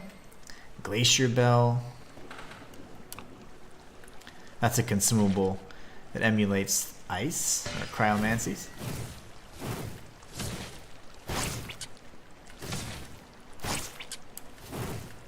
Very nice. Gotta get the bait. The noble bait. Jaeger bombs, man. You are a Jaeger bombs kind of guy. Jaeger's harsh. That licorice taste, man, you either love it or you hate it, you know? And it just depends on the mood I'm in. I'm like, yikes, man. Sometimes it's a little more than I can handle. Halcyon 2. We'll grab this recipe over here. The recipe for Ice Bomb. See, now I got my bearings back a little bit. I got a little mixed up. Talking about the damn rats and stuff. I had a plan. And then my trauma, you guys forced me to relive said trauma. Just kidding. Sirs? Whoa! Easy. I'm gonna get hit in the face with an ice ball. Again? Let me just cast though at least. And block. Okay. Whoo! A little close for comfort. That's what happens when you're sloppy. You will get punished. This game is incredibly punishing. You gotta be prepared. You also have to have little contingency plans whenever things go wrong. Matthias says, no, I did not know that. I never expended the effort to look it up. I presume that's what in whatever native language it comes from. Jaeger, I think it's German. As I have learned, also creep up on you if you drink too many. Yeah, that's right. Jaeger bombs are gonna creep up on you. Those things are beastly. But yeah, Jaeger, I don't know. I don't mind it. I mean, but it's not like, damn, I can't wait. I just need some Jaeger today. You know what I'm saying? Never did the Inhuman one say. I've never said such a thing. I'll drink anything, but again, I don't really like drinking much. I like to try the different tastes and be, okay, I like this little flavor profile and all that kind of stuff, and then afterwards, all right. But sake, I don't know, there's something about it. It just really, it's a classy drink. I enjoy it. It's so funny. Freeman was drinking some sake last night. Alright, now we're going to go back up and around, and then we'll grab one of the last pieces of loot, and then we'll unlock the shortcut, hopefully. I think I won't be... I'm trying to remember if I can unlock it at this point, but I may not be able to if I'm not remembering this area correctly, but it is what it is. We will proceed as if we can.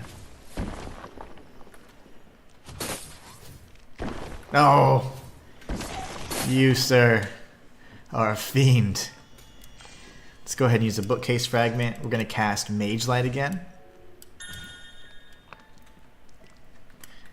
And what do we have here? Ah, yes. An urchin of the bolder variety. I don't like getting too close to the boulder ones. Those are pretty tough, actually. The fire ones, or the poison ones, aren't so bad. The ones that are weak to fire, not so bad in my opinion. Alright, let's take this guy out next. I think I want to go this way. Yeah, that's right. What I did accidentally is go down to the right because I was pursuing that little shiny. Because I'm such a fiend for shinies. So yeah, I'm contemplating whether or not I should get standard ending or ending B. On maybe like on this file do one ending, on the other one do another, and I don't know.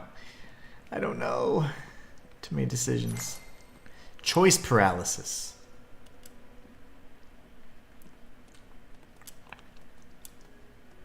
There's gonna be a dude right over here. Oh, thank you, sir. Quit swinging your sword, you maniac.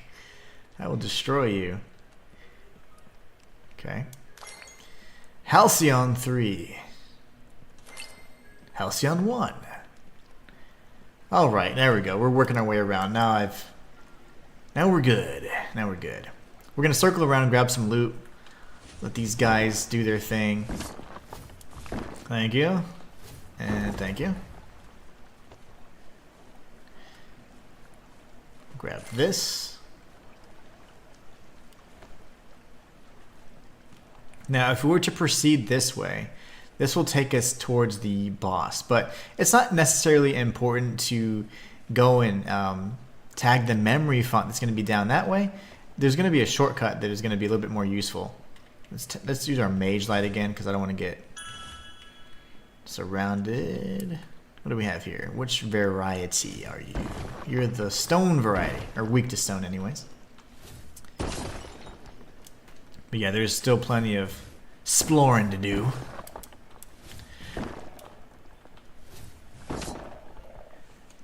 Matthias says, nor have I, because I don't particularly like drinking either. Obviously for good reasons, but in the army there wasn't much to do, and pressure to drink was higher than normal. Shoot, pressure to drink and normal everyday living. I'm like, damn, today was rough. Need me a libation. Freeman says, I won't spoil anything for you. Well, damn you. I'm teasing. You've been such a good sport too, by the way. I always make lots of jokes. Sometimes I'm like, I hope they get my humor, but there is an item down there. Before I do anything stupid, let me just do something smart and open up this shortcut. There's an archer behind us, so we'll take him out as well. Get wrecked. Get totally wrecked. All the way. All the way around. Free man says I won't spoil anything. Fine. Here's the shortcut, so there you go. Now I feel better about life. We can work our way back through this area too, and I'll show you guys kind of where that leads, but it just kind of goes around. It loops around, so. And then we'll go up here. Okay, great. Let's do things. Let's make some progress. Oh yeah, I was gonna say I'm assuming there was this noble bait last time, but no, we're good. Oh, hey, little buddy. Are you just gonna stand there? That's fine. He didn't know what hit him. I fell down, didn't I? Oh, I didn't. Boom, boom, boom. Yes, please, no spoilers. Even though I'm basically spoiling myself watching this. Yeah, as long, you're just engaging in chat, because you said you're kind of looking away and you're doing your own thing. What the balls was that? Oh, it's the dude. Damn it, the orbs that I didn't want to fight out right now. Not a good angle to fight the orbs in. I have no heals either, so. We got the recipe for Blizzard and an ice crystal as well. But yeah, all kinds of good lootage.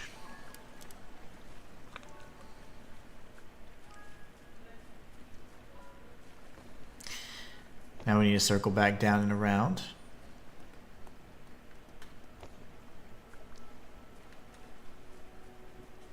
This is that same area we were in, so yep, we gotta go all the way around. Damn. No spoilers.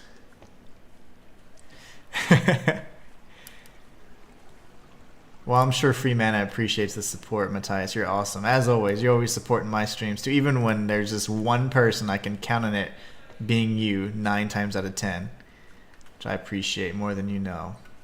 But yeah, the streaming thing, I'm definitely building up the streaming community. A lot of the regular viewers, you know, they see that I've been streaming so much more on this particular channel. This is the channel where I do guides, playthroughs, challenge runs, things like that. And I've tried my best to do as many as possible and be consistent with the streaming. I used to be very consistent streaming, but it took me away from my bread and butter, which is creating content. And even now, I kind of fall into that trap every once in a while to try and balance. You know, do I create, you know, am I going to make videos on this, or am I going to stream it? Or, you know, obviously you want to do both, but when you're just doing, when it's just one person, as you know, and you're doing all these different things, managing 3 channels and even other projects that I haven't yet announced and stuff, it gets pretty difficult to be consistent and balance out all those different responsibilities. And that's the thing I always have, I feel, is the biggest challenge of what we do. Alright, here we go. Free Mana says, thank you, Matthias. Your support is absolutely appreciated, and I hope you'll enjoy. Oh, yeah. I'm sure he will enjoy it. We have similar tastes, so. Okay, let's go up here. Alright, so long story short, since we're already past that, well beyond that, this is the translocation point, and then we can use our anvil if we wanted to. And no, that's not an illusory wall, believe it or not. How much? I don't have enough to do anything, so we're going to just rest and recover. There's one more pathway that I want to take, so I'm actually going to go back, because I don't remember off the top of my head if there's items, and we're going to then explore this area, but as I said, in due time. Let's kill the archer anyway, matter of fact, because he's going to always take little pot shots. Alright, here we go. Let's do this. Oh, gotcha. Amber floatstone. And I'll show you guys something in just a moment. Hold on one sec. There you go. Oh, my business. Okay. Sir. Some of these guys are just a little handsy. Getting a little close. What are you doing here? I'm trying to do stuff. Hold on. You need to die before you cross this threshold. So here's another illusory wall. And if you're a boss, you're supposed to parry them all at the same time and they all die, but I lack the courage. And that nets you the numbing charm. So the numbing charm is going to ensure you're unaffected by freeze, which in this particular instance is quite important. So we're actually going to change from the stamina regen to the numbing charm, because in this area we're getting jacked up by all kinds of things. As we're exploring it, we'll change it out, but that is a very well hidden secret. A fun one. I love the illusory walls. Okay, let's take out the frog on this side. Oh my gosh, there he goes. He was like, you'll never find me. Right. Right. Wise guy, I say. So now we're going to go through here, take out the Cryomancer again. Now if we get frozen, we won't have the negative effect of being slowed down. So see, I can still run around, even though there is a blue affliction indicating that, yep, we were jacked. But we're good. We're going to make it. We're fine. This is fine. There's 2 orbs over here. See if I can hit him with boulder. Not quite. Okay, that's going to be a problem. Okay, buddy. Ugh. Got the arc. Does he have the distance? He does. Okay. Alright, you? You can die with this then. Do you want to be a jerk about it? No! That's fine. Takes 2 seconds to get back there now that we have the shortcuts. But yeah, this is what happens when you take a grade 3 on just a little early. We're doing it a little prematurely. So we're going to go to the Bleakwater Depths. That is the name of the translocation point that we just unlocked. So now we can just work our way back. That's also not an illusory wall, believe it or not.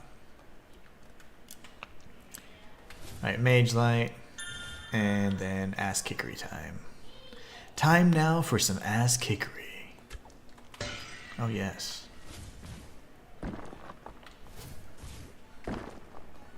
Really? And let's see if we can do this. Yep. Off screen, baby, like a boss. Okay, now we go down here.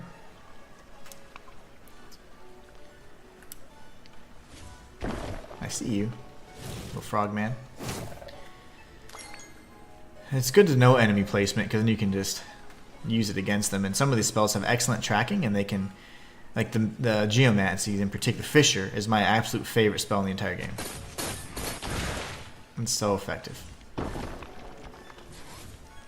But he's dead, but he did get a shot off.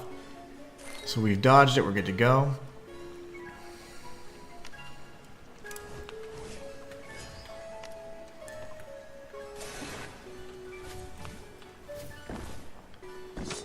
That should do the trick, and then we can get this idiot.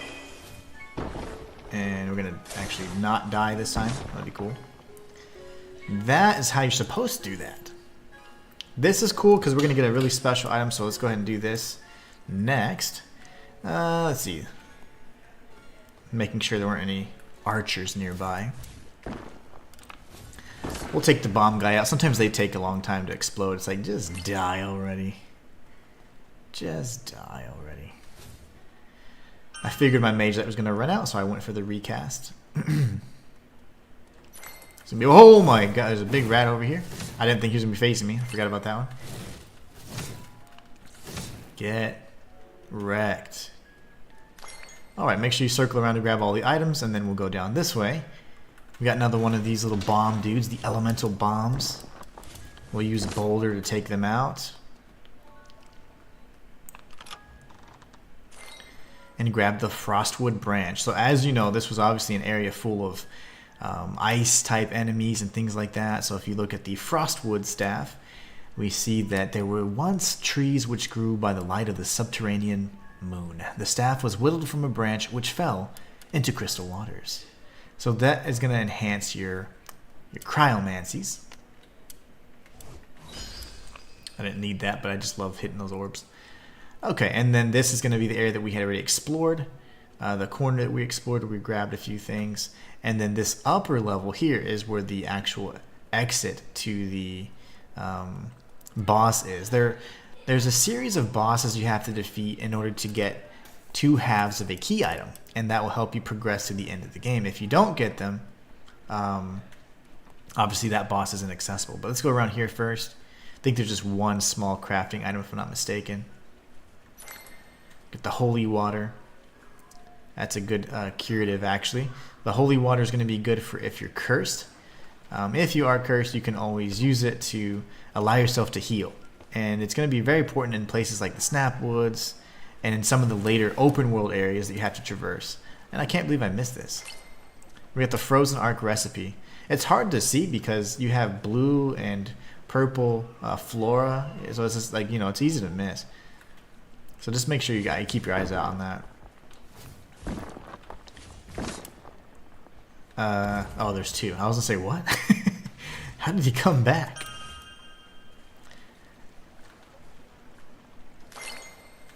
Alright. There's bait around the corner. This is one of the bait spawn locations.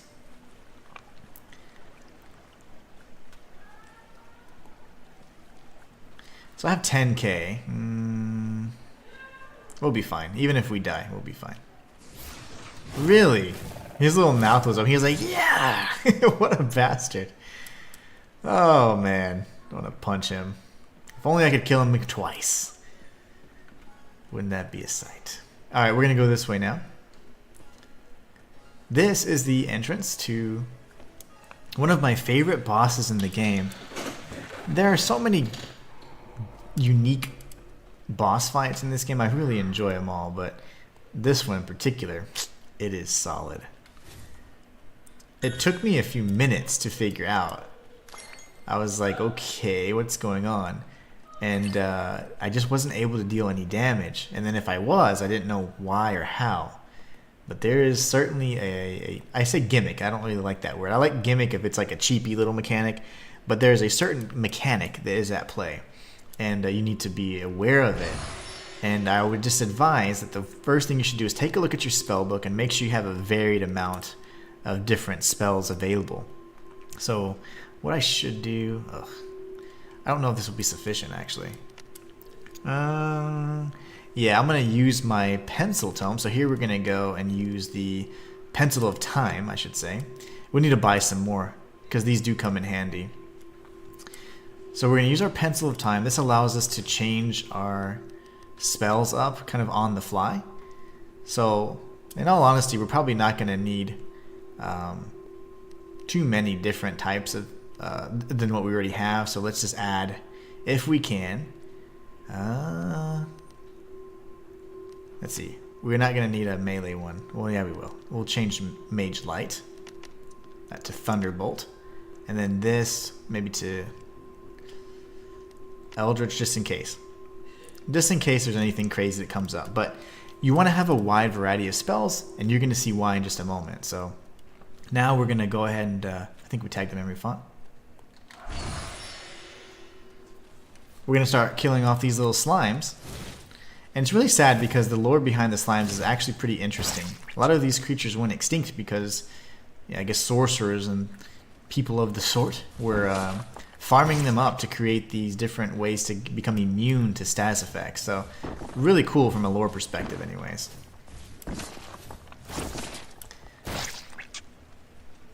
Alright, any second now. There you go. Once that comes up, there's a big slime, the rainbow slime. And if you can see, there's different status effects below it. And what you need to do is kind of experiment with it and see which ones it now has. And now, if you had a Venomancy or a Cryomancy, you'd be able to do something with it. I might be in trouble. I don't think I have either. I have neither. So yeah, we're in a pickle. Because I'm not going to be able to do any damage to it now. So, yep, we're kind of screwed.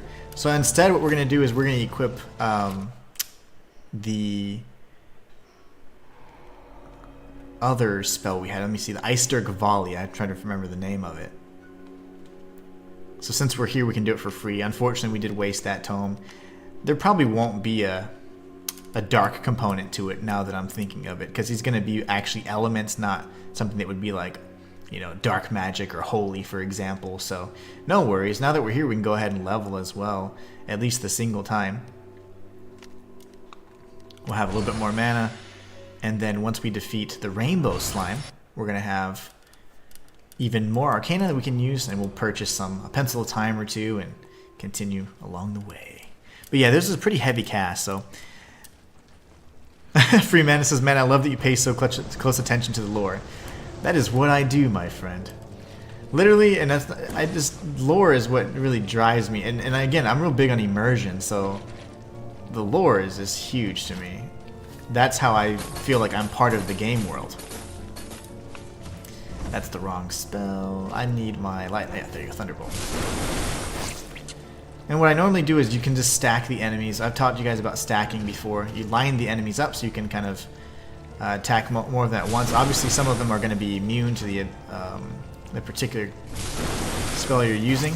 And yes, they do respawn. But if you can get rid of some of them, you're going to be a lot better off. So he just infused us with rainbow powder, essentially the same strike that we've had to deal with before. Not the end of the world. But we don't like that. We don't like that.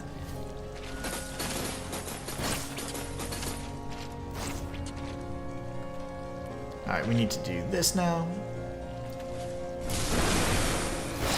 Oh, he got me. It's a direct hit, sir. It's a direct hit. Alright. Now we need another boulder attack here. Unfortunately, I don't have the quickness that I need to equip. Let me see, maybe I do. Oh gosh. Holy water. I'm dead. So we're going to equip a holy water just in case, because what happens is he had actually cursed us. We were poisoned, frozen, which isn't affecting us, and shocked. So every single status effect was impacting us there. The ones that matter most, honestly in my opinion though, are the freeze, which are going to slow you down, which I don't like having my mobility impacted at all, right, or impaired. And then secondly, the inability to heal. So if you can move quickly and heal, you're fine. Everything else you just need to deal with. So, yes. Let's do that again, shall we? Start off with an opening attack. Then you can switch between your effective spells here.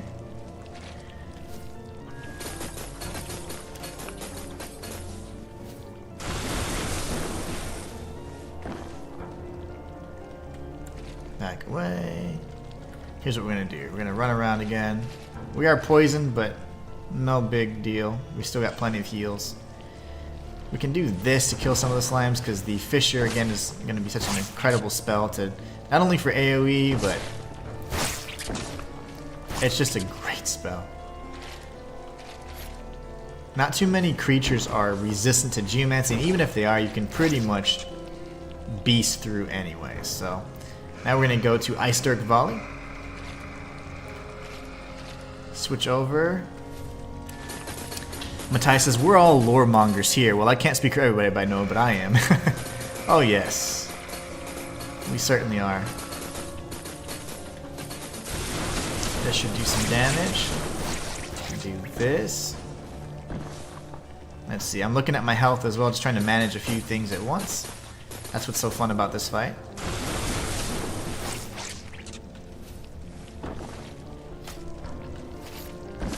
Alright, so we're getting jacked right now, so we're going to go ahead and use a holy water. We're going to heal. And now we're in good shape again.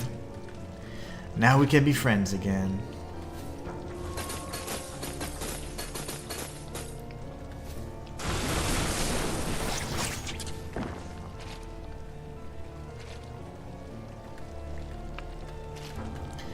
All out of mana, which this is a fight where you certainly want to bring your bookcase fragments. A lot of the spells that I normally don't use are pretty costly, so like lightning in particular is quite costly. Ice not so much. Geomancies are very cheap. They just cost more stamina than anything really. Need to heal. I'm gonna heal twice actually, just so we can finish him off.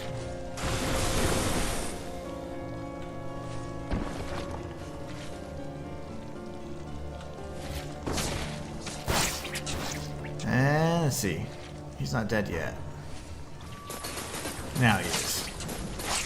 There you go. So we have the Arcana Cryos, which is the boss soul. Slime and Punishment. Very nice. And we grabbed a few other items as well. You can grab tons of stuff from this fight. So this is certainly a fight that I do like doing a little early on. It's just a good fight, one. And then two, as long as you understand the mechanic, then it's doable. But this is where this particular part of the journey ends. We're not going to continue through that, not yet, because that is going to be an area that is quite difficult. But that's not the end of the stream necessarily, but end of this particular progression path, I should say. I was looking for Mage Light. I forgot I unequipped it. But anyway, so we're going to actually go through here. This is a seal that we obtained, a key item. that we need. And if you look at it, let's see, key items right here. We got the Silver Moon Seal. So this is 1/2 of the 2 seals needed to get to through the Celestium Gate, which is the end game dungeon. So it says, today there is but one figure in the central realms who knows the construction method of the ancients, she who possessed the secret to craft of their lock and key, the Queen of Light. This seal is one of 2 that together grant passage past her Celestium Gate. So there you go. 1 of 2. So that means there will be another counterpart. And if we were observant and we looked outside the Celestium Gate, you see not only that the information totem does give us some information about the, or hints about the kind of the dual nature, sun and moon kind of thing, but that is a way. All right. We got a page of the Lost Tome, which is fantastic. A spirit mirror for respecking. This is a memory font that we will not activate. There's no need to kind of put ourselves in this particular situation just yet. This is going to lead us to a much different area that we may not be ready for just yet. There is a midnight brazier that we're going to be lighting as well. Once I get all 10 oils, I'll show you guys in just one fell swoop, so we can do that together. But yeah, we can now return back. You can use the tome or whatever, honestly it doesn't much matter. And yet these are the slimes. This new enemy appears at the second, I guess when you return. Forgot all about him. And let's see. You know what? I don't really have anything he's particularly weak against, but he doesn't like fire. But all my fire spells are close range, so that's unfortunate. As long as we don't get caught by the slime surrounding us, which they're well on their way to do, we should be okay, but we just got to do some carefully timed dodges here. Dodge this as well. Dodge to the right once we have enough stamina. Get hit in the face by some lightning. Come on, baby. There you go. That's the stuff. I'm going to go ahead and heal because those last little shots always get me. And you can usually get like midlight prisms or other rare items from these guys, so there you go. We got a midlight prism drop, so yet again, those are good. Those heal all of your MP and HP in a single go, so we like those.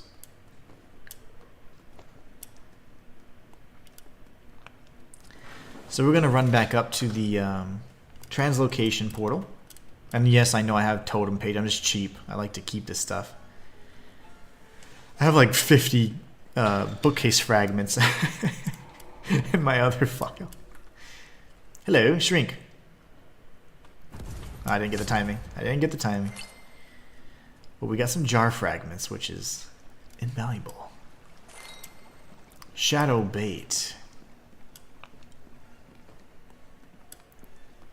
And we're going to pass this urchin. And now we've reached the translocation portal yet again. Dun, dun, dun, dun, dun. We're going to the library now. We can level, let's see. We can go to the guild hall to go ahead and purchase or top off the rest of our items. And let's see here. Poichus. I need one of these. There's going to be instances where it's just going to be important. You know what? We'll just buy 2. That's fine. Oh, wait. Hold on a second. Halcyons. I was going to see which halcyons we have. We have plenty. Let's go ahead and use all of these as well. Now we can purchase even more. I like to top off on some of those utility items just to be safe. I didn't need to close that menu. That's just a bad habit. Alright, so we'll do another one of these. And then we'll buy bookcase fragments. How many of these do I have? 6. That's fine. These are more important. 6 should be plenty, unless I just don't know where the hell I'm going. But fortunately for you, I know. I know. All right, let's see. So let's try and level up our crystal spear. We do have enough now. So again, it just takes 5 of any level of Drithen that you have. So it just corresponds with the level. You need 5 Drithen 1s to upgrade to +1, 5 Drithen 2s to upgrade to +2, and so on and so forth. So we're going to do 5 and 6. Oh, look at that. That's great. So it actually has more affinity for fire and lightning than it does for earth.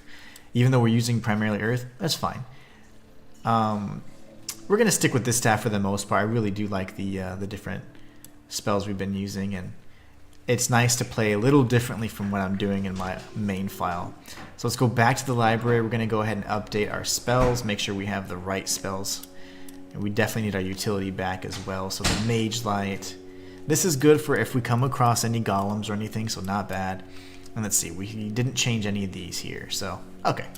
It's good. I mean, we'd like to have a lightning spell at some point, you know, but since we're rocking such a great staff, let's go ahead and try and find a way to make that work. See, Fireball is really good though too. I guess we could change this out for Thunderbolt. Let's do that. That'll be lots of fun.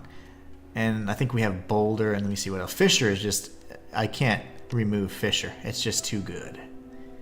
Yeah, we're fine. That'll work for now. Let's see where we're at in terms of my progress that I kind of set out for us today. So we need to do the castle environments. We just cleared out Bleakwater depths. And let's see. We'll be doing the Valley of Blades, the castle environs, and let's see here. We did the drainage ducts, so that was done, and Temple District, which is great. So yeah, we did Bleakwater depths just now, and we got the yellow gem, so pretty good progress actually. Again, this game's pretty long. If you want to do everything, it is going to take a little bit, and we're going to have to be going through probably through next week as well just to finish it up. But we'll be getting our second grimoire because we'll be covering off with the Valley of Blades and the castle environs and Castle Greylag itself.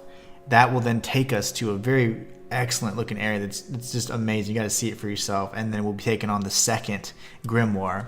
From there, we'll be able to make some pretty quick progress towards the remaining two grimoires that I am very familiar with, and then the final grimoire we'll save for its own stream, because that entire dungeon and area is just, it's painful in a good way.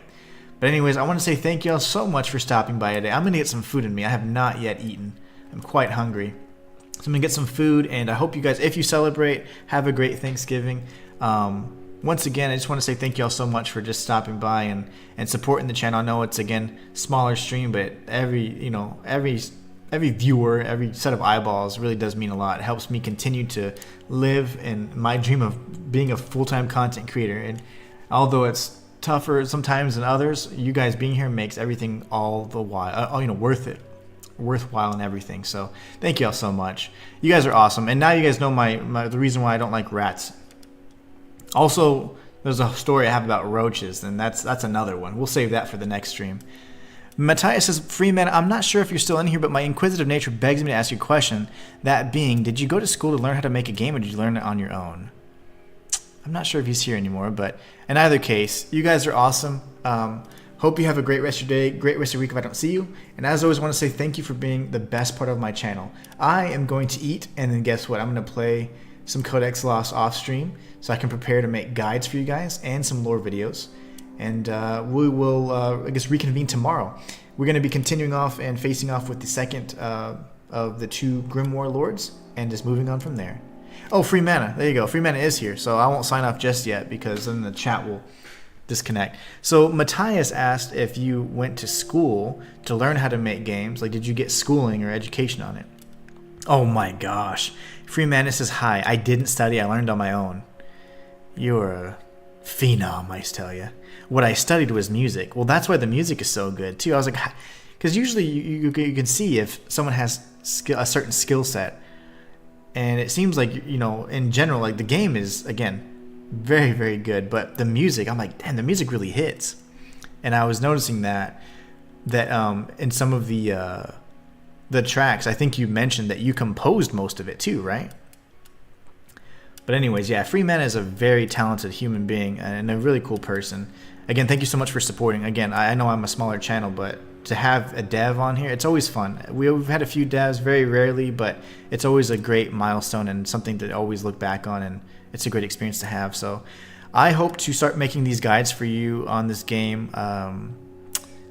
Probably tomorrow will be the first set of guides, and then hopefully by the weekend, Saturday, is my goal to have the first lore video, whether it be story explained or ending explained. I'm not entirely sure what I'm going to do first yet, but there'll be at least 2 or 3 videos from a lore perspective and several guides along the way. So anyways, thank you all so much. Oh, Freeman says most of it, but some other great composers were also. Oh, nice. Okay. That's so interesting. So the thing that you have the least education on, you did all by yourself. It's incredible. And then you collaborated with some other composers. The music is good. It's so good. Matthias says, thanks for answering my question. Truly appreciated. But thank you very much for playing as always, and thanks to chat for being here. No doubt, no doubt. We'll do it again tomorrow, and I hope you guys have a great rest of your week and great holiday. Until next time, it's the Inhuman one.